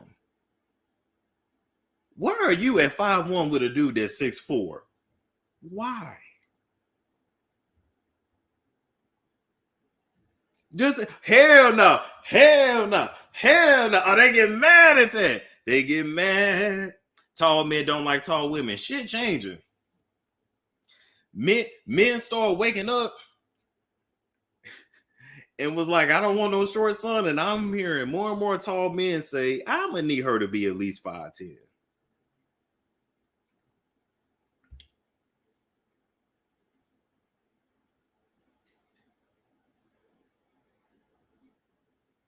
Yes, big with big, small with small, average with average. Y'all gonna get mad at me with this. Fat with fat. Let them bellies rub together and start a bonfire. Skinny with skinny, yes. Do T.I. and Tiny match? No. I'm 5'7", my hubby is 6'1". Does that match? That makes more sense, yes.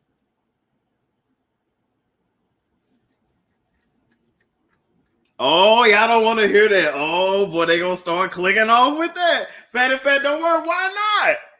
No. Let the men with the six packs get with the women with six packs. You got a belly, he got a belly. Have bellies together. Y'all both like to eat, so you got a lot in common.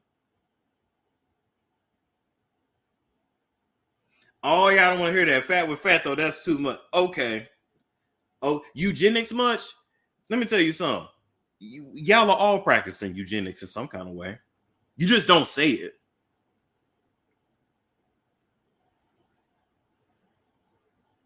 Oh, I'm wild now. Now I gotta be fucking for real.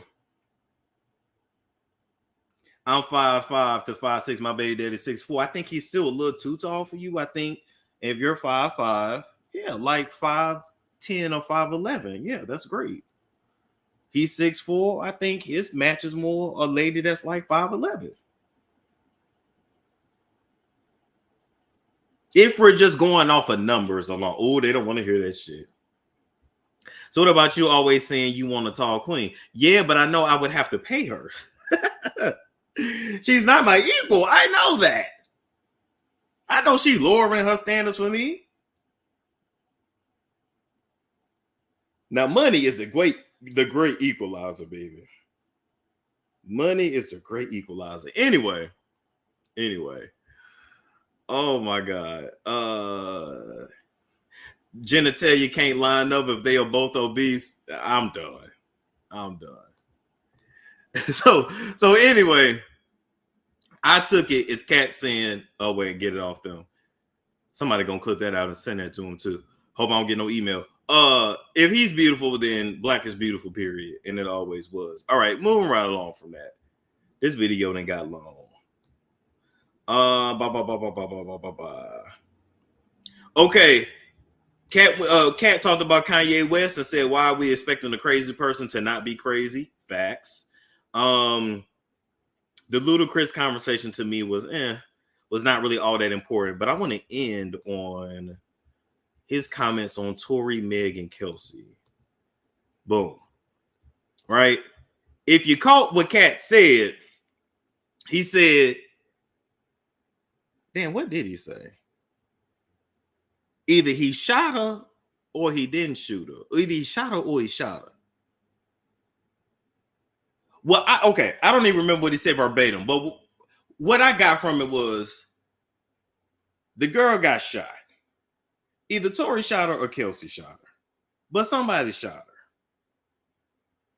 And even if Kelsey was the one that shot her, Tory not gonna snitch on no woman because it's not gonna look right.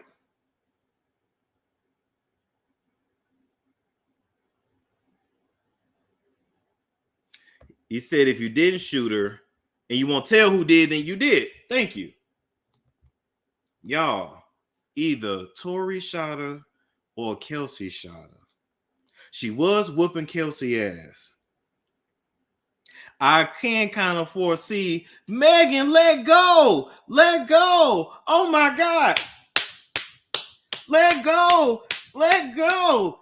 God damn it, bitch. Stop. Dance, bitch, dance. Yeah, they said a female was the one that shot the gun.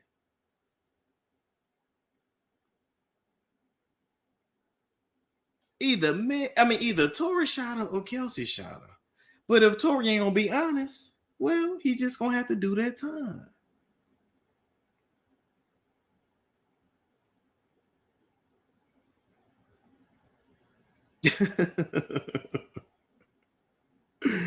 He shot, but for me, it was just like the fact that we had this conversation for like 3 years on the internet, and people was like, she didn't get shot. The girl got shot. Whether she got grazed or it went right through the foot, she got shot. It wasn't none but them three. And why is it so crazy to think that a man shot her? Men shoot women every day. People was acting like so surprised, like, oh my God, like there's just no way that a man would ever shoot her. Like men shoot women, men commit violence against women every day.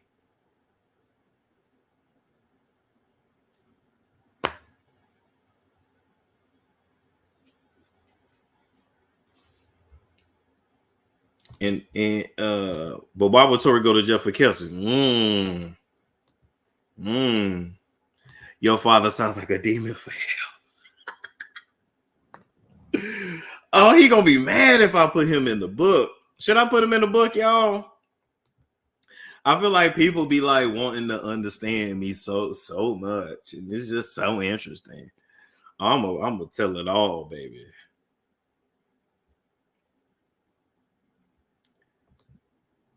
They say yes. Wait, y'all still talking about the height thing? No, we off that.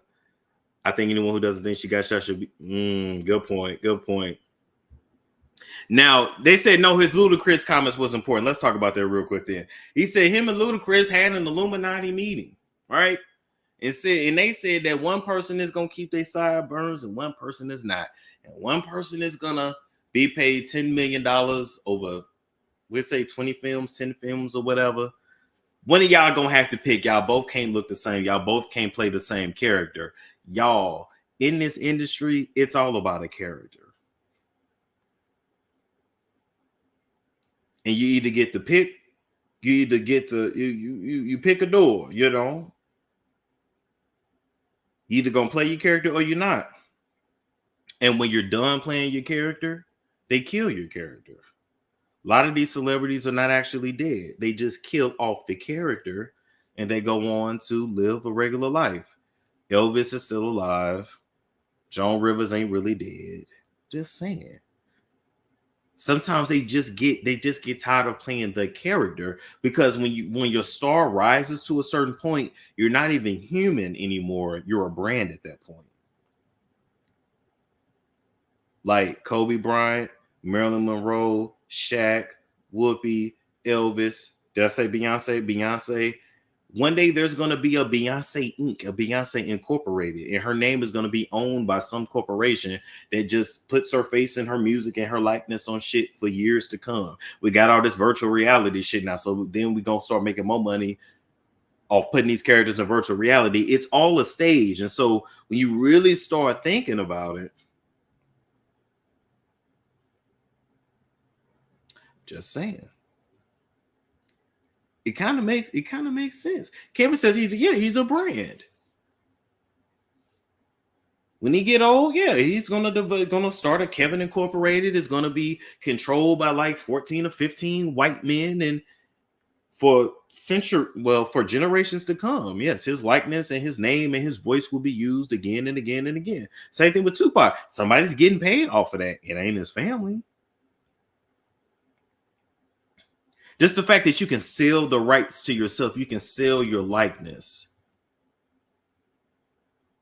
I guess kind of like selling your soul, but selling your likeness, yeah. I can believe it. Now, having a light-skinned, weird-faced wife, most of them do. Most of the black men in the industry, they come in with their wife looking a certain way that's more of a match for them. And then they get to a certain point, and then they get the light-skin upgrade, who ain't always all that fucking cute. She just light. Kelly Price exposed and saying, a lot of these pastors and tried to sleep with me. I'm just saying.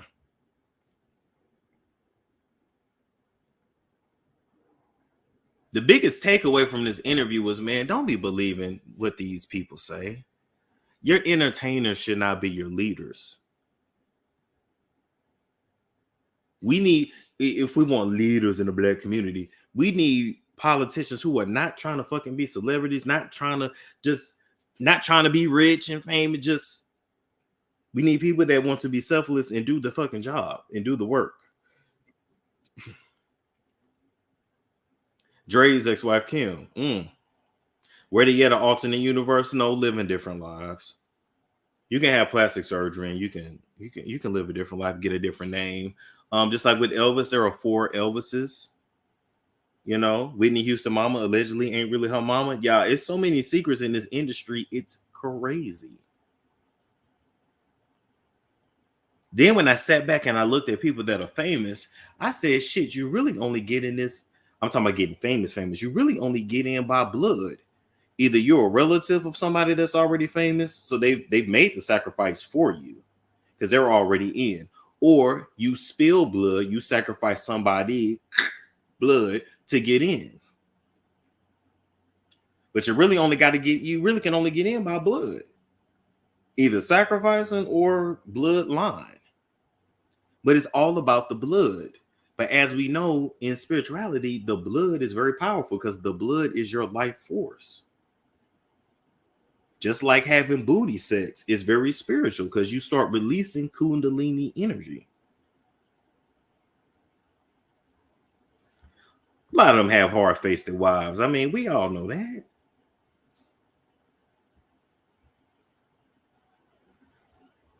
Just saying.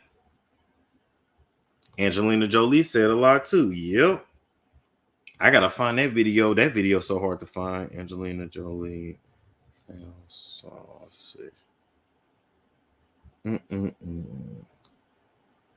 Let's listen to this.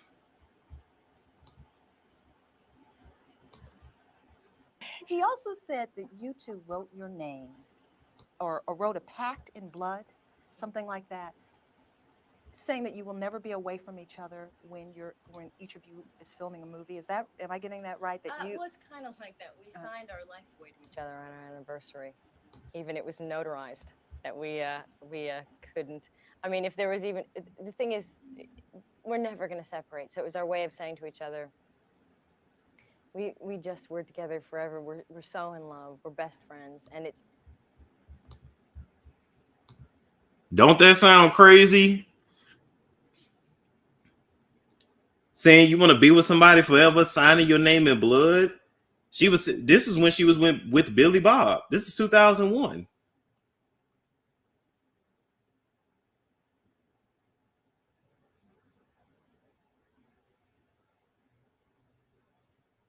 Yeah, that was very much short-lived. Hopefully she did the work to undo that. You know, but we kind of signed our life away to each other and legally and with blood, that there's no possible way anybody can separate or walk away from this. And just did different things to confirm that, but not that we needed to, but we just wanted to.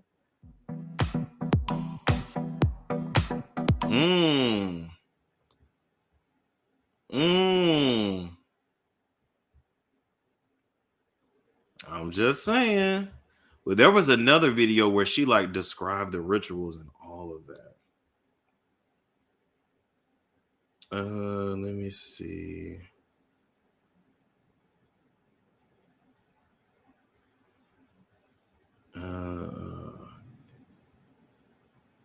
I'll find a video and we'll talk about it. Hold on, let me put in Angelina Jolie, Illuminati.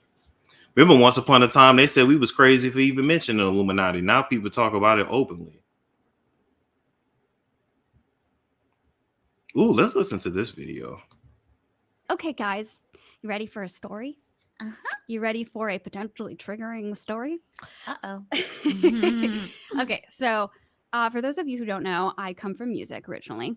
I'm, a filmmaker, actor, but I'm also a musician. And I moved to LA when I was 17 years old, was fucking hustling for 10 years trying to make music happen. And then I wrote a song for Britney Spears. And then I was like in the pop music world and like doing sessions with everyone and, like trying to fucking make it happen. So lots of meetings all the time.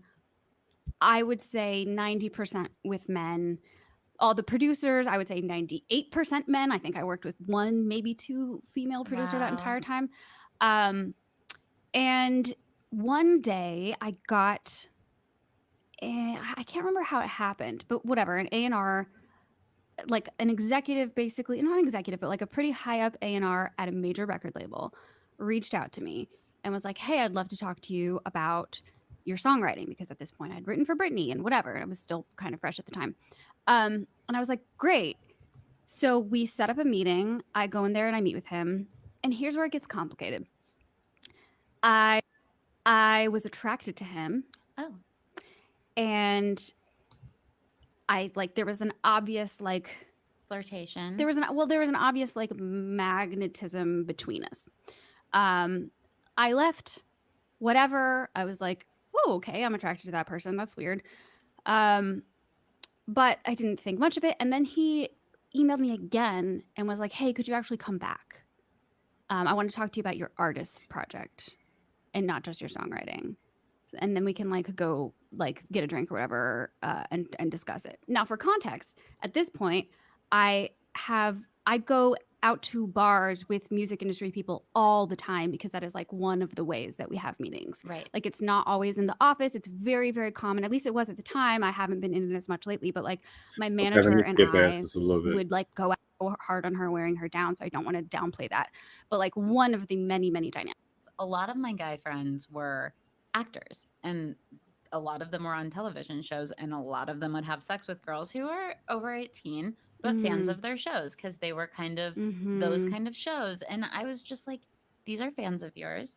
You're not going to date them. You're going to hurt their feelings. Yeah. Why? Yeah. Literally, why? Yeah.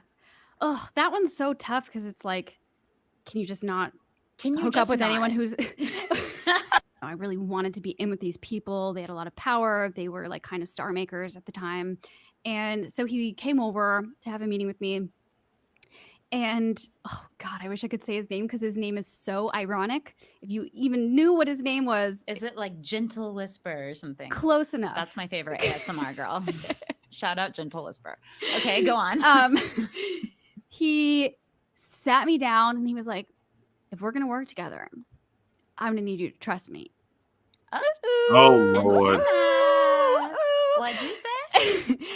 I was like, okay, yeah, totally. Trust. You have to trust the people you work with. He was like, okay, I would like to do a trust exercise. I want you to go into your room and change your shirt. And I was like, okay, this is kind of weird, but okay. So I went into the room and I changed my shirt. I guess that wouldn't work for me because nigga, change my shirt for what?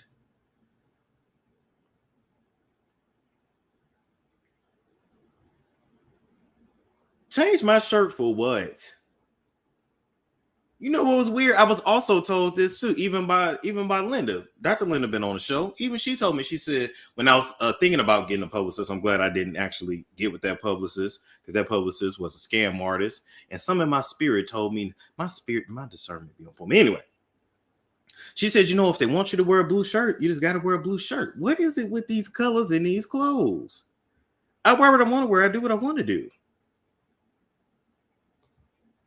That's not for me.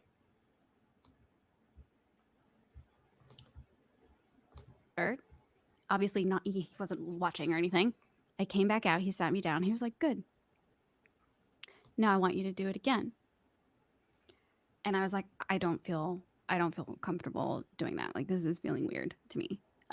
Mind you, at this point, I've already believed in a fucking cult leader. Right. Yeah. You're like, what's going on? Yeah. And he was like, okay, well, if you don't do it, that proves to me that you're not taking this seriously. Okay, bye. And I can't work with someone who's like not willing to fully jump in and trust me and take this seriously. And it was so... I don't fully trust nobody. My parents taught me trust nobody but God. I'm sorry. What? I guess I'm not a team player. What are you talking about? This is dumb. You know, a lot of that shit be dumb. Are you dumb? Like, don't change the shirt. My shirt is fine, bitch. What are you talking about?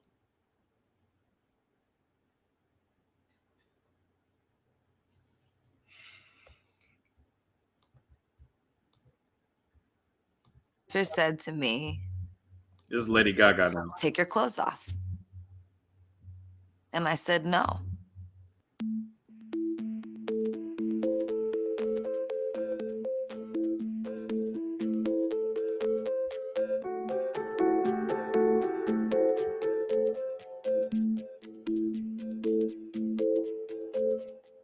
They told me they were gonna burn all my music.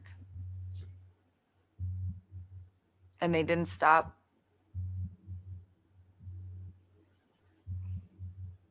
They didn't stop asking me, and then I just froze and I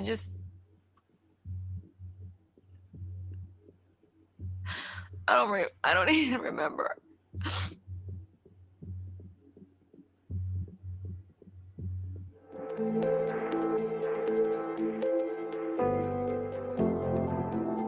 When it hits you really hard, it can change you. I had a total psychotic break. And for a couple years, I was not the same girl. Hold on, there's another video. Wait. Lady Gaga is getting honest and open about the lasting pain she feels from being sexually assaulted as a teenager. During a heartbreaking appearance on the premiere episode of The Me You Can't See, a new docuseries co-created by Prince Harry and Oprah Winfrey, the pop star revealed that she suffered a, quote, total psychotic break years after being left pregnant by her alleged rapist. A producer said to me, "Take your clothes off." And I said no. They didn't stop asking me, and then I just... Her alleged abuser. I understand this Me Too movement. I understand that some people feel really comfortable with this, and I do not. I do not ever want to face that person again. Gaga then went on to recall that years after she was assaulted, she went to the hospital for her chronic pain and was surprised when a psychiatrist was brought in, and she was diagnosed with PTSD. First, I felt full-on pain. Then I went numb. And then I was sick for weeks and weeks and weeks and weeks after. And I realized that it was the same pain that I felt when the person who raped me dropped me off pregnant on a corner, my parents' house, because I was vomiting and sick. Because I'd been being abused. I was locked away in a studio for months. The 35-year-old admitted that the trauma from her experience led to, quote, a total psychotic break for years, and she had impulses to self-harm. But now the singer said her process of healing involves, quote, trying to make sure I give back with that experience instead of, I don't know, locking it away and faking it. All right. All right, people. So overall, of the Katt Williams interview, I love that it went viral. I do need a part 2. I do need to go deeper. I do need to be more cerebral. I do need to be more spiritual. I do need an interview that's more intellectual. What I respect about Katt Williams is that we're looking at somebody that literally did get it out the mud, and he's proof that with a lot of hard work, you can have whatever you want in life. I think for somebody like Katt, maybe he doesn't get invited to certain parties. Maybe certain people aren't his friends, but who wants fake ass friends anyway? Who wants people around them that are not real? What's so special about these damn Hollywood parties? Nothing really. Like, I get it. So the man got my respect.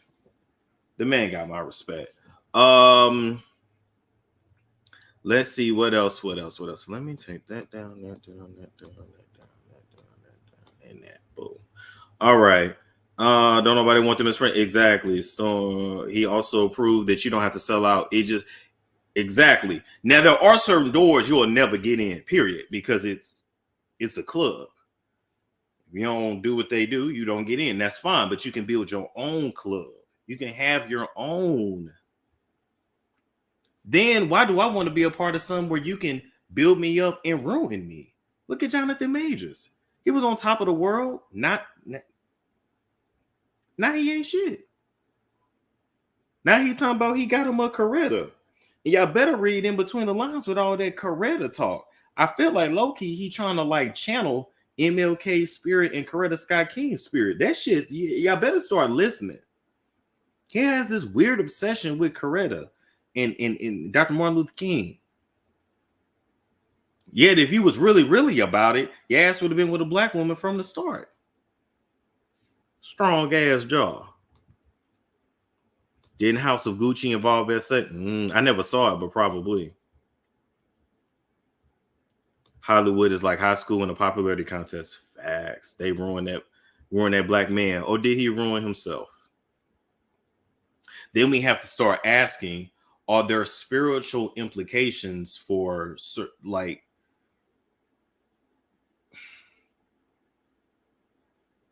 when you mix races? Are there spiritual implications?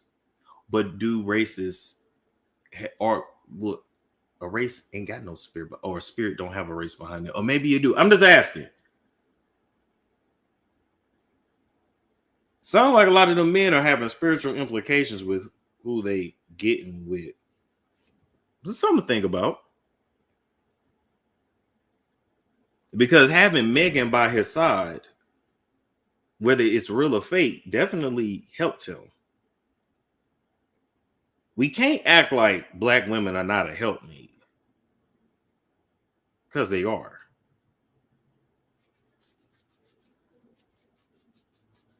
But who want to be known as just, yeah, you just build off me. I'ma just carry this man on my back. I'ma just be a good old Coretta King and mopping clean for my king. Who want to be known as that? Blackness is a frequency. Good point.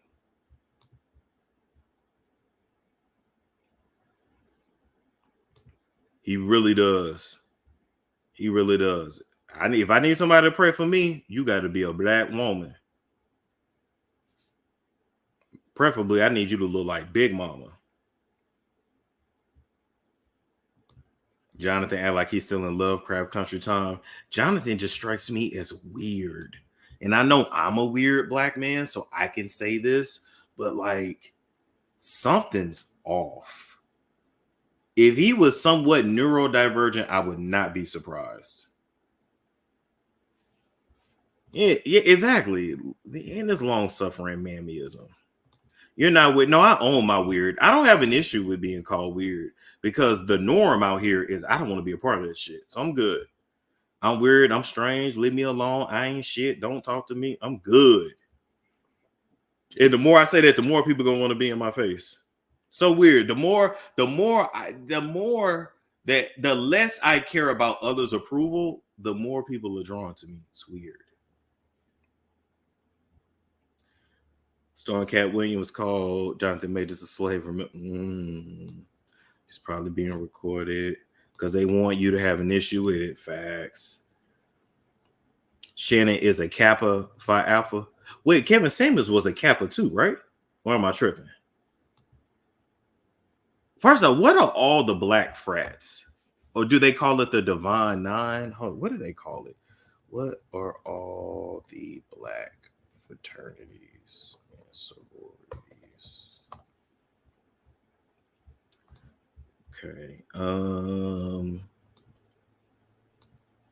Let's see. Okay, they do call it the Divine Nine. Okay. See, I know a little bit. Okay, so you have Alpha Phi Alpha. Can y'all see that? Okay, you can. Alpha Phi Alpha, Alpha Kappa Alpha. Okay, we had Alpha Phi Alpha at my school. Alpha Kappa Alpha, AKAs. Kappa Alpha Psi. Omega Psi Phi. They're the blue, right? Delta Sigma Theta, Phi Beta Sigma. We had those too. Zeta Phi Beta, Sigma Gamma Rho, and Iota Phi Theta. I've heard of all of them, but I can't. Kevin Samuels was a Kappa. Lance Gross is a Kappa. Al Reynolds. Ooh. Caucasians, white, Asiatic, Eurasians, or Japheth's bloodline, one of the sons of Noah. He hated his black brothers, Ham and Shem. God favored them. Oh. And see, the Amish and I think the Mormons teach that the bloodlines of Ham and Shem were cursed, which is why like we have dark skin and coarse hair is because we're cursed. That's what they believe and teach, allegedly. Let's see.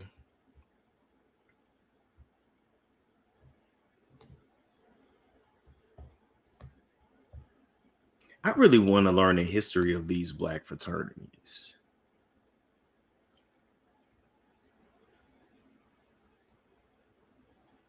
Okay, Alpha Phi Alpha, founded 1906 in Ithaca, New York, by 7 men known as the Jewels of the fraternity. Alpha Phi Alpha was founded during a time when there was racial prejudice. Oh. Well, hell, Black History Month is next month. Is a good time for me to learn. The Great Debates produced by Oprah and I always kind of wondered that too. Like, okay, because I know back in the day, black people were not allowed in white fraternities. But why did we create a black Greek? Because there really is no such thing as a black Greek, right? Like, why didn't we make, I guess, Afrocentric fraternities or like Egyptian fraternities? But maybe that's Freemasonry. But all of these fraternities are based off of Freemasonry. The schools said we've all participated in Freemasonry if your ass went to school and graduated. Just saying.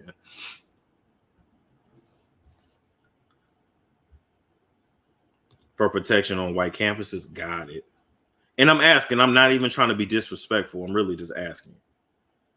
Come on, be a Sigma storm. My dad will write your letter. All right, now that's a good question. If I had joined, I think I'm gonna put that in the community. But if I had joined a black fraternity, what black fraternity do you think I would have joined? But the crazy thing is, who I am today versus who I was at 18 is totally different. At 18, well, I didn't join a frat until I was 20. At 20, I was very much whitewashed. So I guess where would a whitewashed straight A black student would have went? Which fraternity would he have went to? Because I partied. Don't get it twisted. I partied. Oh, baby, I partied. And I got wild, like buck wild. And I'm not proud of that, but I'll give you a Sigma. You know, I aspire to actually be a Sigma male. I aspire to be that. They can keep that alpha male shit. Them alpha males dying. I'm good. And there's some with that shit. I'm good.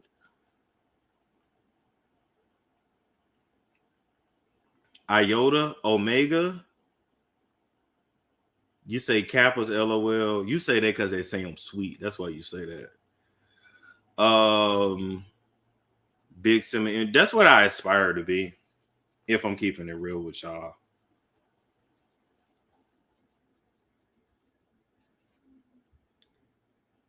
Iota. Okay, what? Okay, so who are the Iota? Wait, so now I gotta. Okay. So most people saying Sigma or Iota. Okay. What? Okay. What is a Sigma Theta male like?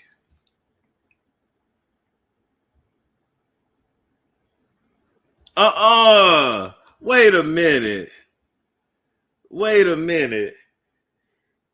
Hold up. Not that he not country enough to be a Sigma. Not them saying they're successful, attractive, influential, yet solitary. They are introverted. A Sigma guy prefers to be alone. While he will occasionally join groups, he would not stay long.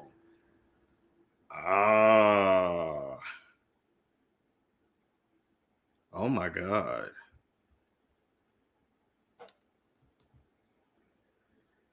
It's a fresh addition to the alpha male dominated personality hierarchy. They are successful, if you find me attractive, influential. I ain't trying to be dominant over nobody but my fucking self. Yet they are solitary types. They are introverted. Sigma guy prefers to be alone. While he will occasionally join groups, he would not stay long. I'm definitely the one to lead a party early. Okay. Okay. But what is a Sigma Theta HBCU male?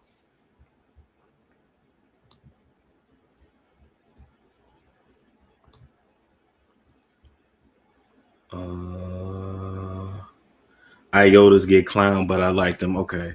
Hold on, let me look that up. Well, let's go to YouTube, actually. YouTube. Iota Phi Theta males.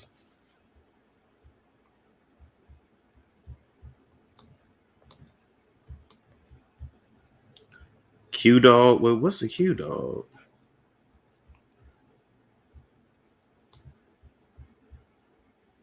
Be that man, a new vision and plan for Iota Phi Theta. Let's look at the.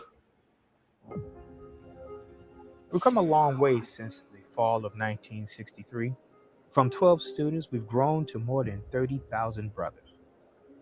From one chapter at Morgan State, we've grown to over 300 across 40 states. We've grown and graduated men who go on to become leaders in business, law, entertainment, education, the community, and beyond. But you said Q Some of Dogs got these rape culture. in the Oh, I past, can't be involved with no shit like that. No, thank you. soon to be 58 years, Iota Phi Theta has worked to build a tradition. It has done so on the strength of many brothers who had independent visions for that time and have been successful in maintaining their responsibilities. But have we grown and achieved as much as an organization can or should? As an Iota, you know we're all about building a tradition, not resting upon it. Sometimes the best way to know where to go next is to reflect on where we've been. The greatest thing that this fraternity has done to take on the future is to develop a strategic plan. And some of these brothers. Okay. You said, Storm, did you belong to a fraternity? Yes, I took. Ain't Steve Harvey a Q Dog? Yeah, I think he is, right? Oh, is that the one where they be having that shit on their chest? The brand? I met a lot of niggas that got, I've especially in Atlanta. You see that at the gym all the time. They wear the tank tops. You see they had that shit. It's usually on this side of their chest. It's either here or it's up here. I've never seen it on the back. I don't know if they do it, but definitely either the chest or up here.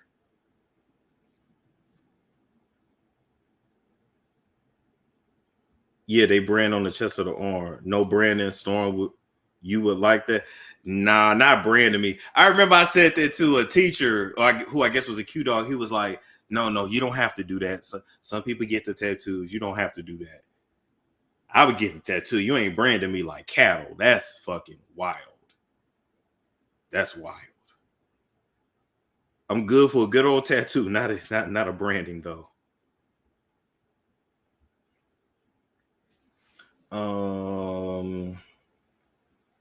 Okay.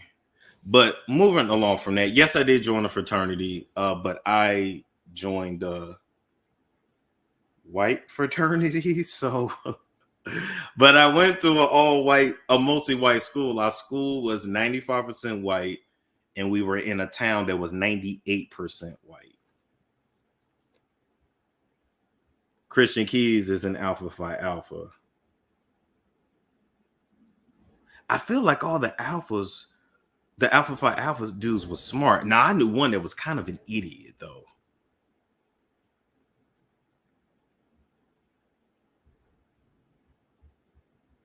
I always thought Brandon was a little slavery. Yeah, just a little bit. 95% white. It's not a big deal to me, though.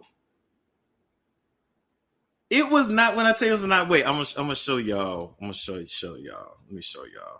I'm gonna go to their website too. I want to know how many black folks they got on their website.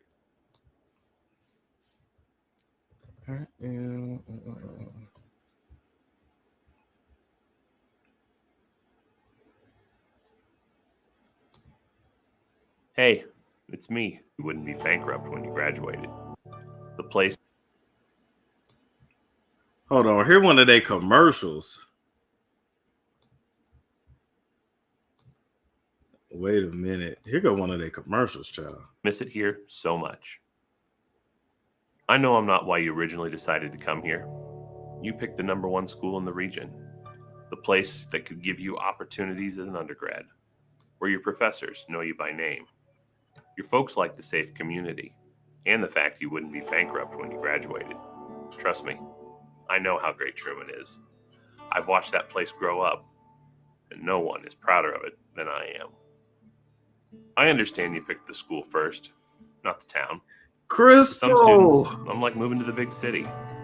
For others, it probably feels like I'm alone. Crystal, you said I'm glad you wasn't surrounded by black male culture. That's what saved you? Wow. Oh, Crystal. I will let y'all decide in the chat what you feel about that. I'm not gonna comment on that. Do you think that saved me, or did it mess me? Well, I don't know. Because maybe if I had been around black male culture and I had more black male, not personality traits, but thought processes. I don't know. I don't know.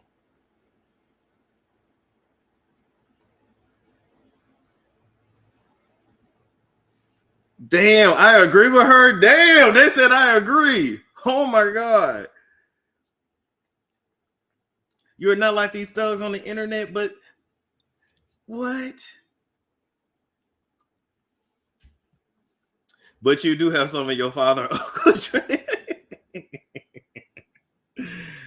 Ah, man, that is funny. Long way from home. Don't worry. I guess maybe I just would have been a thug that was highly intelligent, but I feel like that's kind of dangerous to be a thug that's highly intelligent but still have an innocent looking face. I never take Basically, I would be abusive as shit and nobody would ever believe it.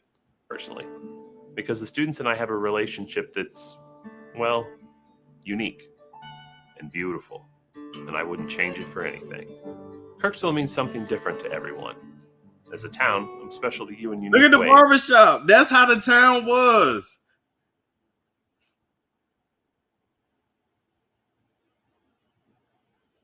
That was how the town was. Like, that was what the town looked like. I know y'all like, that's country as shit. Like, we had a Burger King, we had a Walmart, a Dollar General. That was it. We didn't even have like a Target. Amish, no. We had some Amish, but no, it was just a small town.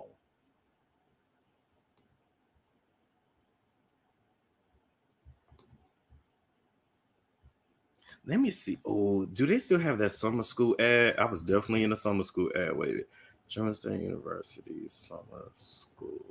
Let's see.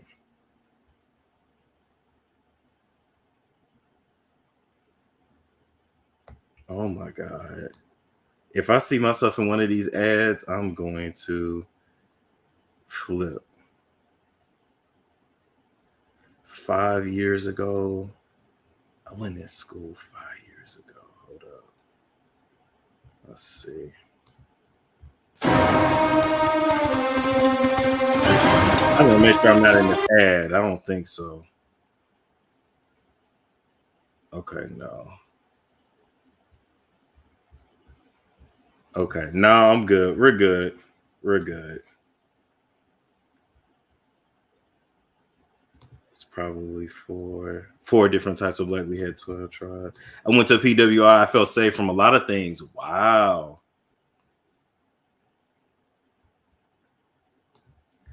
Damn.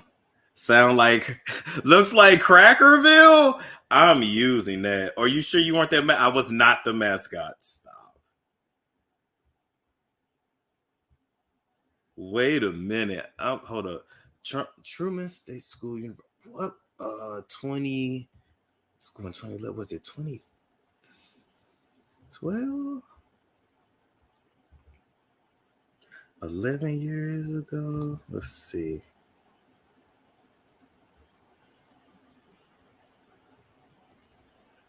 I know I'm in one of these ads. I want to find it for somebody else to do. Let's see. Summer school your way.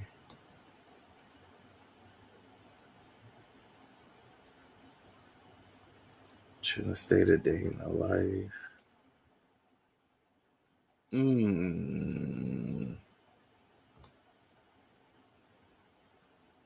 Anyway, you know they had to. You were the token. I filmed it. It's somewhere. When's the college reunion? Well, I graduated in 2015, so I guess the 10-year reunion is next year. Yeah.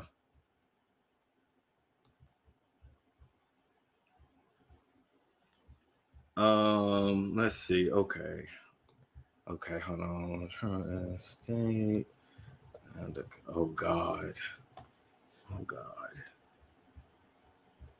Host new fundraiser.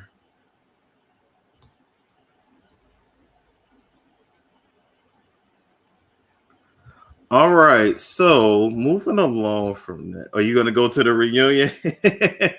I'm still in touch with some of them though. What made you choose that school? It was affordable.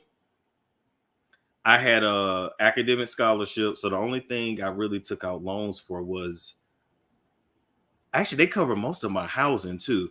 I had to take out loans though for to basically like survive because there was no jobs, there's nothing in town. So yeah, 4.5 hours from home. I could have went to Mizzou, University of Missouri, but I feel like everybody went there. So, you know, affordable in town. You from Iowa? I've been to Iowa. It's like right by the border.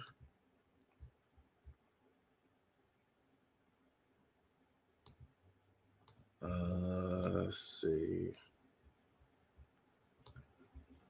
Oh my God. Let's see, what is this? A Truman State fraternity has established a new charity event on campus. Last week, the Lambda Chi Alpha chapter hosted its first annual food drive for the Feeding America Foundation this spring. The organization raised more than $100 since the first day of Some the of them event, look familiar. and added the organization raised more than $100 since the first day. Really, like somewhere around like $2,000 every year for it. Well, I know that's always him. been in the fall. You know, we've never. I used to work at this radio station, KTRM. Wild shit. I used to work. Yeah, everybody from Moment. I know that was the thing. I did not want to be around people that I went to high school with. I was like, I'm good.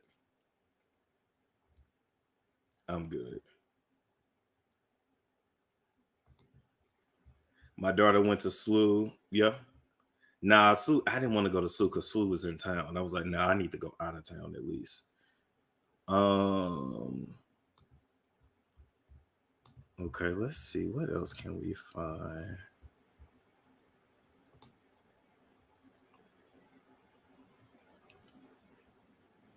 Lip sync for Greek week. Oh my God.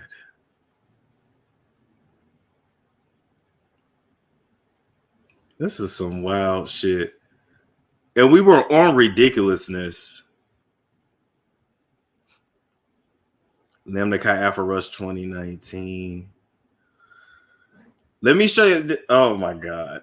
Why am I getting embarrassed now? Like, it ain't like this ain't gonna come out one day anyway. Hold on, let me play this.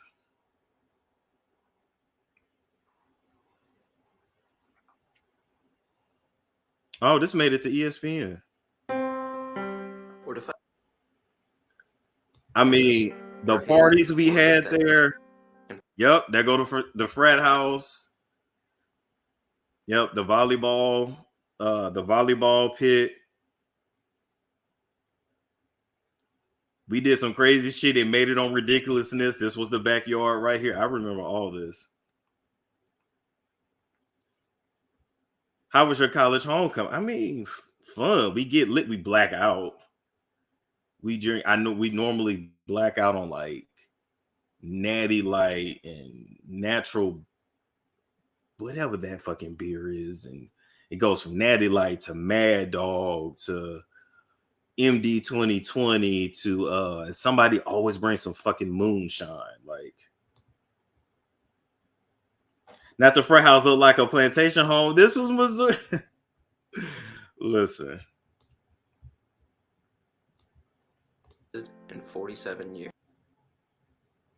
Not the wait. Not the big child. Not the founding fathers. And it wasn't no niggas allowed. Oh my God. Not the founding fathers, and it was no black dudes allowed.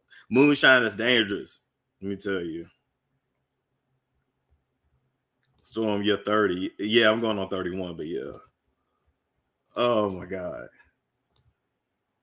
But run for any high officer position your first semester. That was what we did for fun, yo. Obsessed with that one fraternity semester. And we would start drinking at like 5 8:30, 9 a.m. It wouldn't like stop. It would just, oh my God. Like, thank God for God. I don't even know how low-key made it through a lot of that. Reunion on live? No. Throwing watermelons for fun? Yes, they did have a thing where it wasn't racist though. And if I have to explain that, I forgot what that game is called, but yeah. That one fraternity. And it was crazy too. The white boys always had their shirts off, always, because they always was trying to get a tan. That was a crazy thing. I remember we had got like, I want to say 12 inches of snow. And I remember like we would just literally sit the beer outside in the snow. We had an outside cooler. Like, I remember cooking chili one time in a pot and we ran out of room in the refrigerator and I just put my chili outside. Like, we had probably 10 inches of snow. I just put the pot right in the snow. Country shit. Were there black girls on campus? Yeah, some. Yeah, we had some smart black girls, yeah. We had some that was hood too. Because the school was, it was cheap. Let's see. That one fraternity was a collegiate athlete, or where you might be convinced to go to war. Look at a frat. Just, oh God, just living so dirty. Others.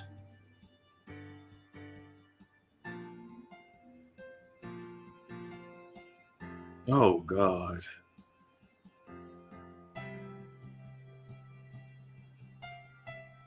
Is that me? No, that's somebody.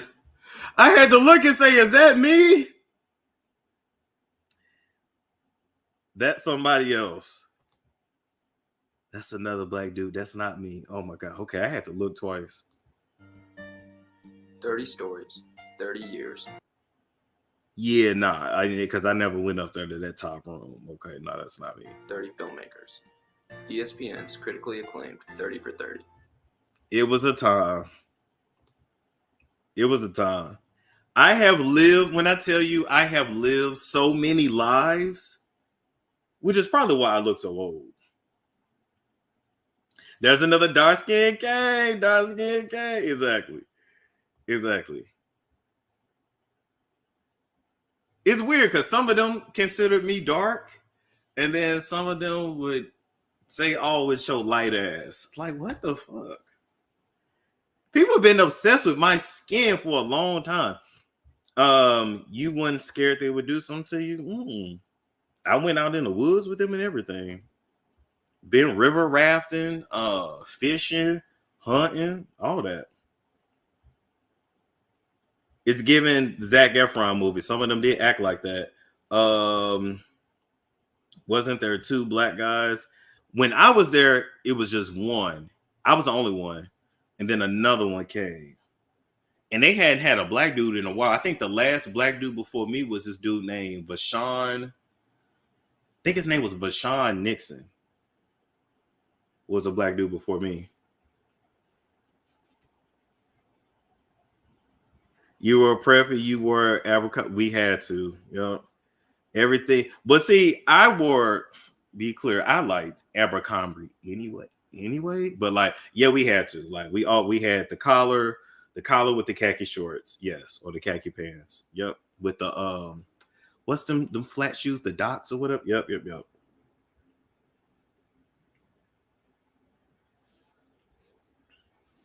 You could probably count the black students on one hand. We all knew each other.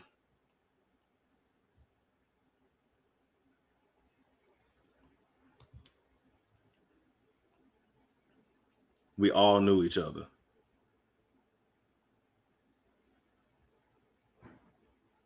Spirit, yep, that up, yep.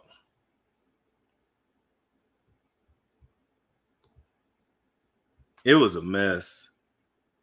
It was a mess. You felt privileged to be not that I felt privileged. You know what? I didn't think about it because the crazy thing is I always had white friends. So like I really just didn't think twice about it. And I remember because the only HBCU I was interested in going to was Hampton University. And I remember saying, okay, do I go to Hampton? Do I go here? Then I also really wanted to go to Texas Christian University, TCU, but that shit was crazy expensive. But I was like, I could take out crazy loans for that, but do I want to go to Hampton? Or do I just want to go here? It's cheap. It's too far for people just to come here, but it ain't too far for me to drive. You know, I don't know. It was, you a wild boy. Yeah, that's why I said I ain't scared. I mean, what? Not a scary motherfucker. I don't know why people be thinking I'm scary, baby. And baby, I went to the woods with white people as the only black person.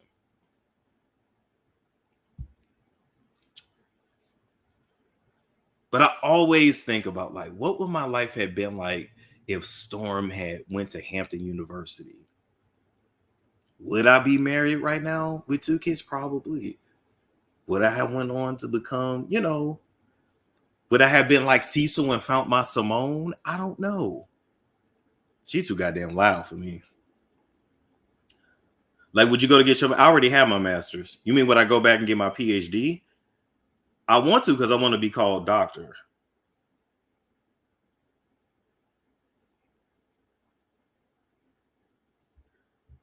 SMU is racist too. K-girl parties and empty tour. I'm telling you, that was my life. That was literally my life. My cousin graduated from Alcorn. Yep. Very intelligent young lady. I think she got her degree in something with plant biology or molecular biology. She's smart. I come from educated. It's weird because I come from educated people and very, very hood gutter people. Yes, those bonfires used to be hidden. Yes. Yes, yes, yes.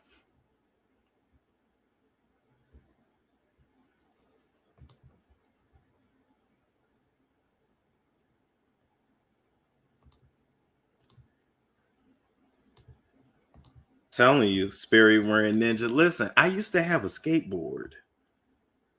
But in the Midwest, it was considered weird to do that.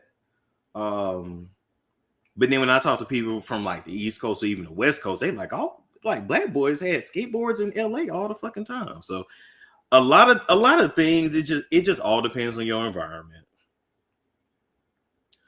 Well rounded, you get the best of both worlds. Facts.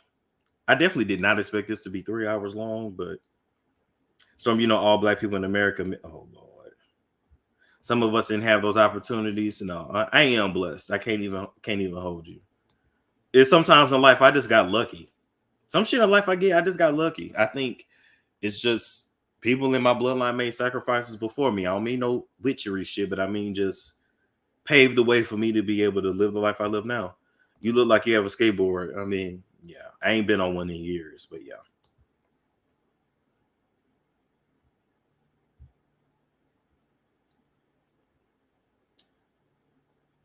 Don't make me go back. Don't make me go and get a fucking skateboard again.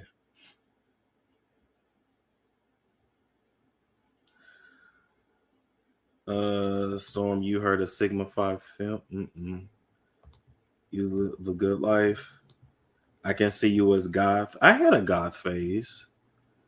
Yeah, I had a goth phase. I mean, I definitely listened to rock music, so I was definitely into that. My mama wasn't going for none of that makeup shit, though. She wasn't going for that. But wearing the all black, yeah.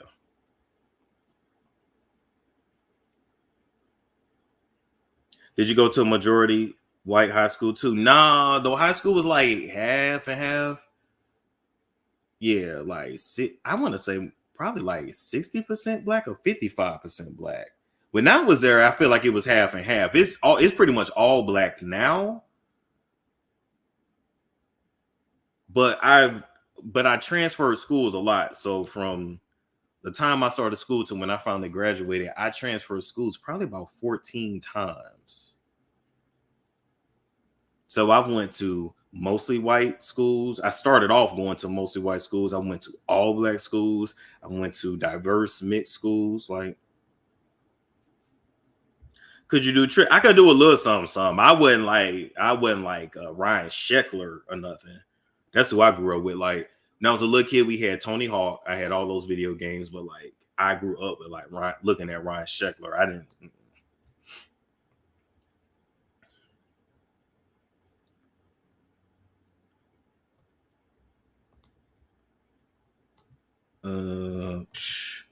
No student loan. Listen, smart.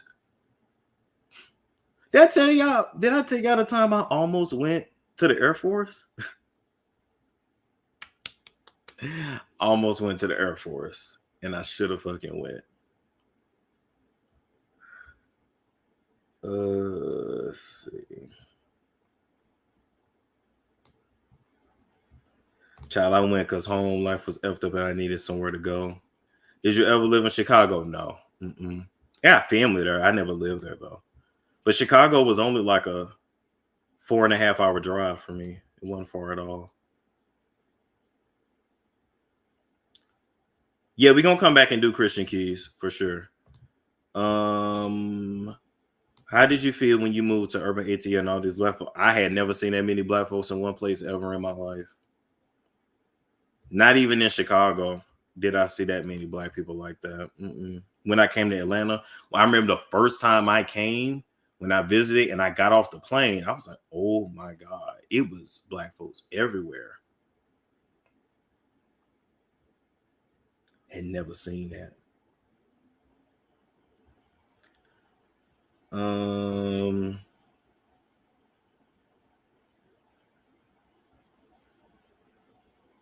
You can still be D9. I mean, I don't see myself joining no fraternity at this point. Would you ever move back to Missouri? I definitely thought about it. You know how much house I can get? You know how much space I can get? Oh my God.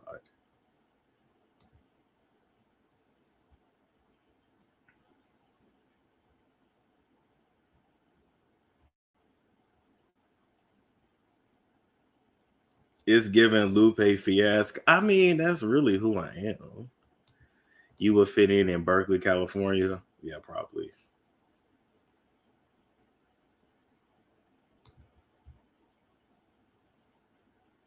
Wait, somebody said, were you scared of black people at first? No, I've met black people before.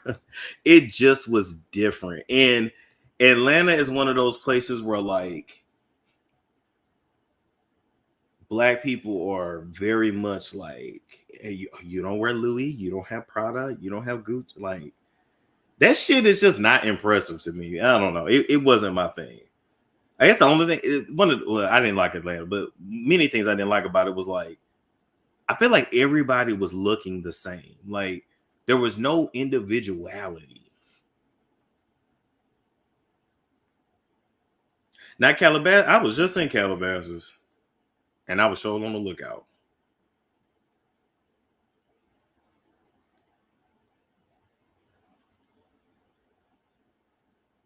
But yeah, like in Atlanta, it's like all the niggas dress a certain way. They got all the same Louis sweater and the like. Give me some variety. In fact, they definitely knew you were not from ATL. I felt no kind of way about it. I felt no kind. Let me tell you something. I lived in Atlanta and it was never there.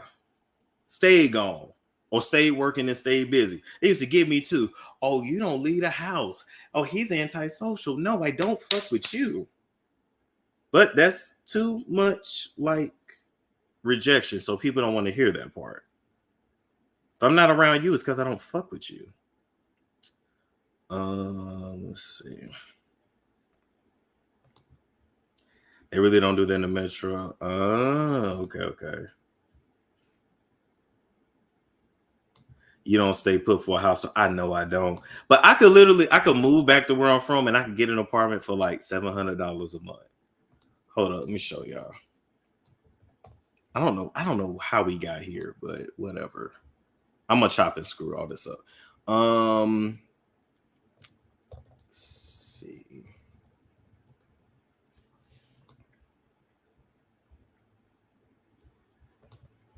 Like, if I was to move back where I'm from, look how cheap the rent is.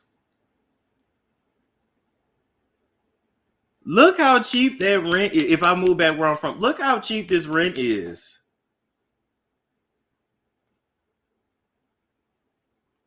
And shout out to me. We topped out, I want to say, it's 6,100 people watching. Shout out to me. Got a 3-hour show with 4,000 people in the chat. I love hearing about your life. Thank you. Hell, and I don't recommend no. Everybody's leaving Atlanta now. And the problem is they're leaving Atlanta and a lot of them are flocking to Houston. I'm good. I'm good. Is that current rates? Yes, ma'am.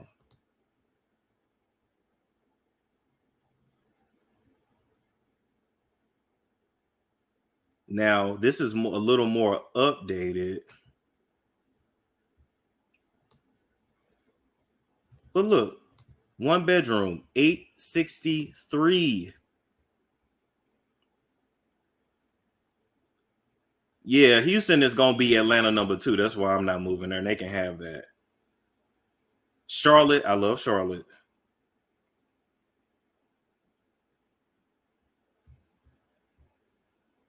Look at that. So cheap. Do you know I could pay my rental for a whole year and just like not have rent. Oh my God. But then guess what? My family going to be knocking at my door all the time. Look at that. That's nice. 1 bed. What's the 2-bedroom? $960. What's the 3-bedroom? $13.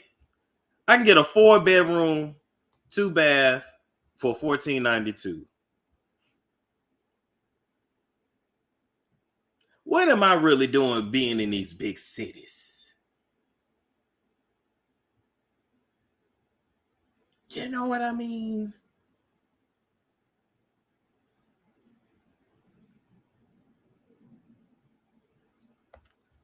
Just saying. Let's see.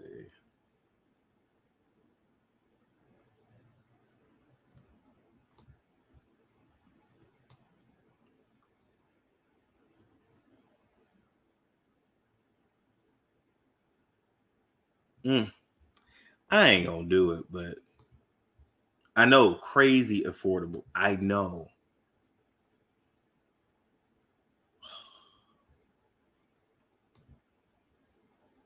Mm-mm-mm. 2-bedroom in the Bay is $3,200, right?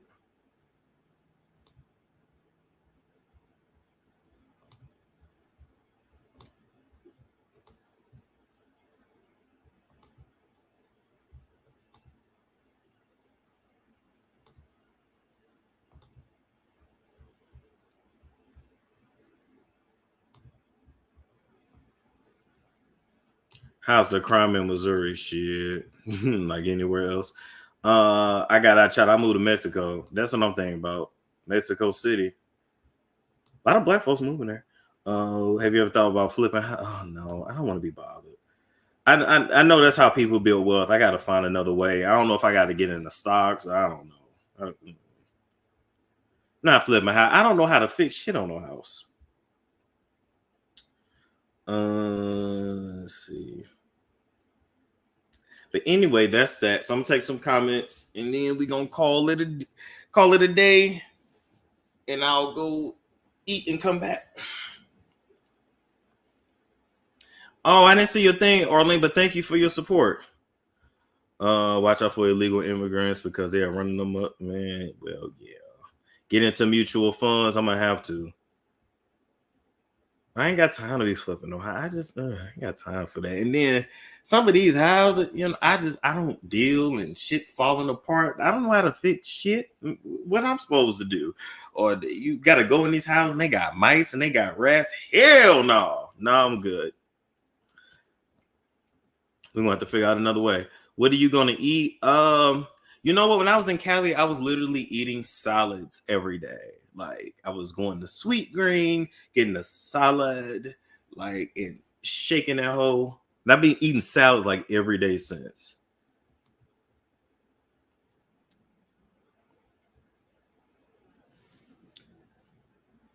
If you're not a contractor, I'm not. I ain't had no daddy that taught me that kind of stuff. He didn't want to teach me that kind. And then somehow I got parents that know how to work on cars, know how to do hair, know how to fix shit, but didn't want to teach me. But talk about you stay in school. What?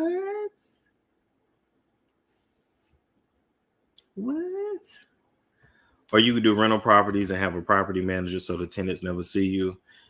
Maybe. I'm not at that point right now though.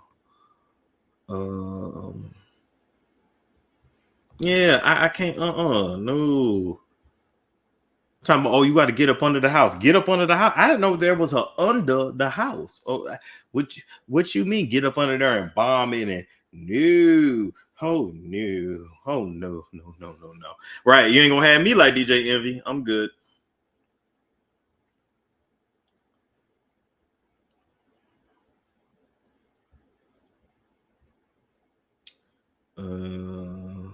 The soft life shows you, Storm. Embrace it. I'm bougie. I can't help it. Your parents want you to have it easy. But then we got tricked into going to school when the true T was to have a damn trade. That's the true T. That's why you had to go to a PWI. They daddies are skilled. Shit, they have daddies. Let's start there.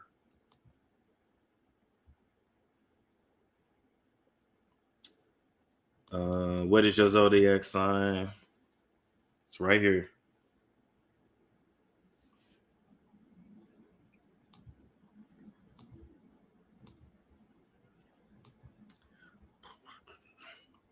Salad sounds good as fuck. You hear me?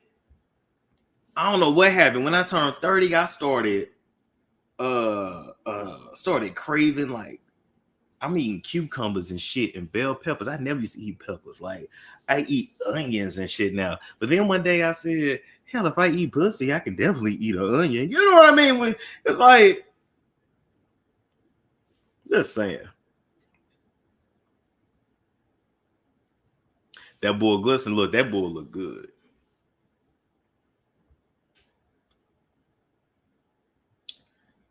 Let's see, TMI. Then everybody go right. Good point. Now, well, I mean, moving to the Midwest, ain't nobody trying to really do that. So, Storm, why do you do tattoos all over your body? Because I like tattoos. I like the way it looks on me, and I also like the feeling of a tattoo. Getting a tattoo turns me on. I'm not gonna hold you. I love the feeling when the tattoo gun is in my skin and it's all kinds of pain and pleasure. I love the way it looks on my body, and that's that.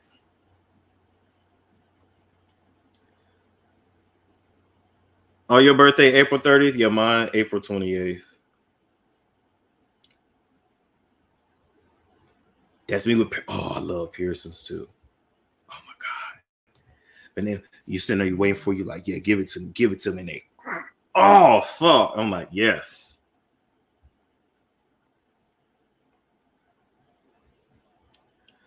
April 29th. That's my grandma's birthday. How bad is the pain? It just depends on where. The worst for me was my rib tattoo.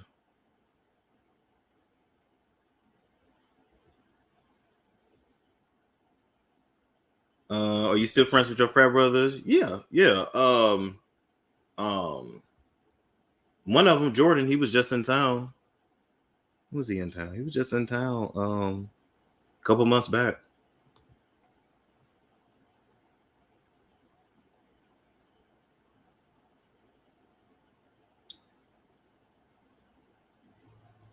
I don't hate Geminis.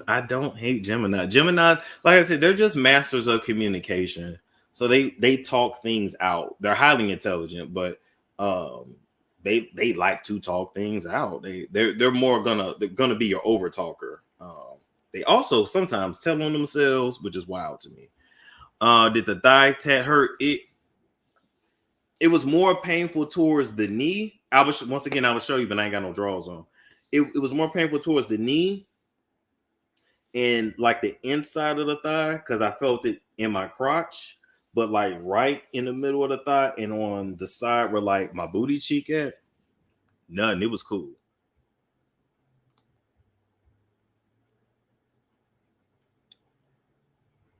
Let's see. What's the craziest industry story you ever heard? Oh, I can't even tell y'all that.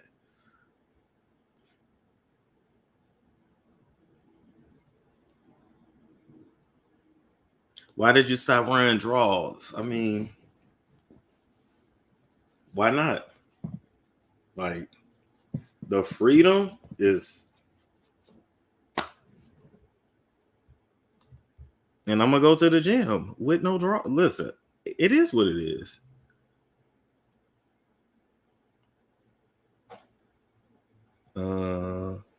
Sometimes you'll have to put on some drawers to show us strategic facts. Damn, Storm had one of them daddies from the South that grew up with health. We got to keep in mind, my daddy didn't know, he never met his daddy, and he grew up fighting,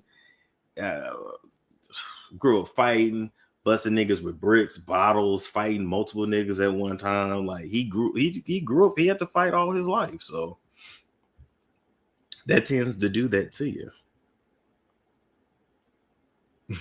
You said, okay, Wiz Khalifa, listen. So you just swinging and banging at the gym? I mean, you're not going to see it unless you're looking. My face is up here. Can't you get hurt like that in the gym?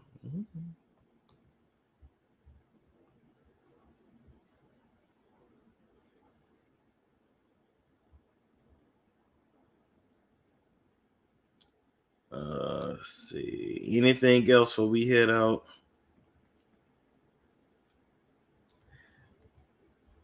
I would beat my man if he walked around with no under. Oh my, it's not that serious. It's just a dick, y'all. It's just a dick. It's just a dick. It's just a dick.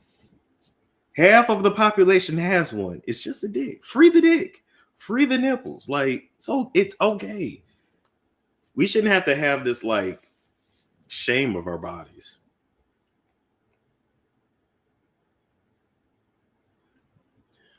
Let's see. Record the workout. So you know what? Your ass is silly. Stone, would you be a dominatrix? I don't know. If Essie Berry gets in contact with Katt, I believe she would connect you too. I hope so. You always trying to thirst trap. No, listen, I'm just doing me.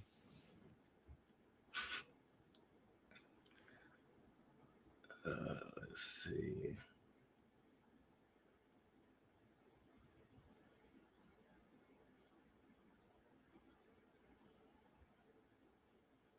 What else we got? I don't think I missed anything. Invest into bullion, silver.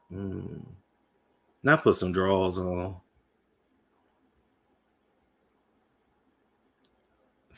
That is funny.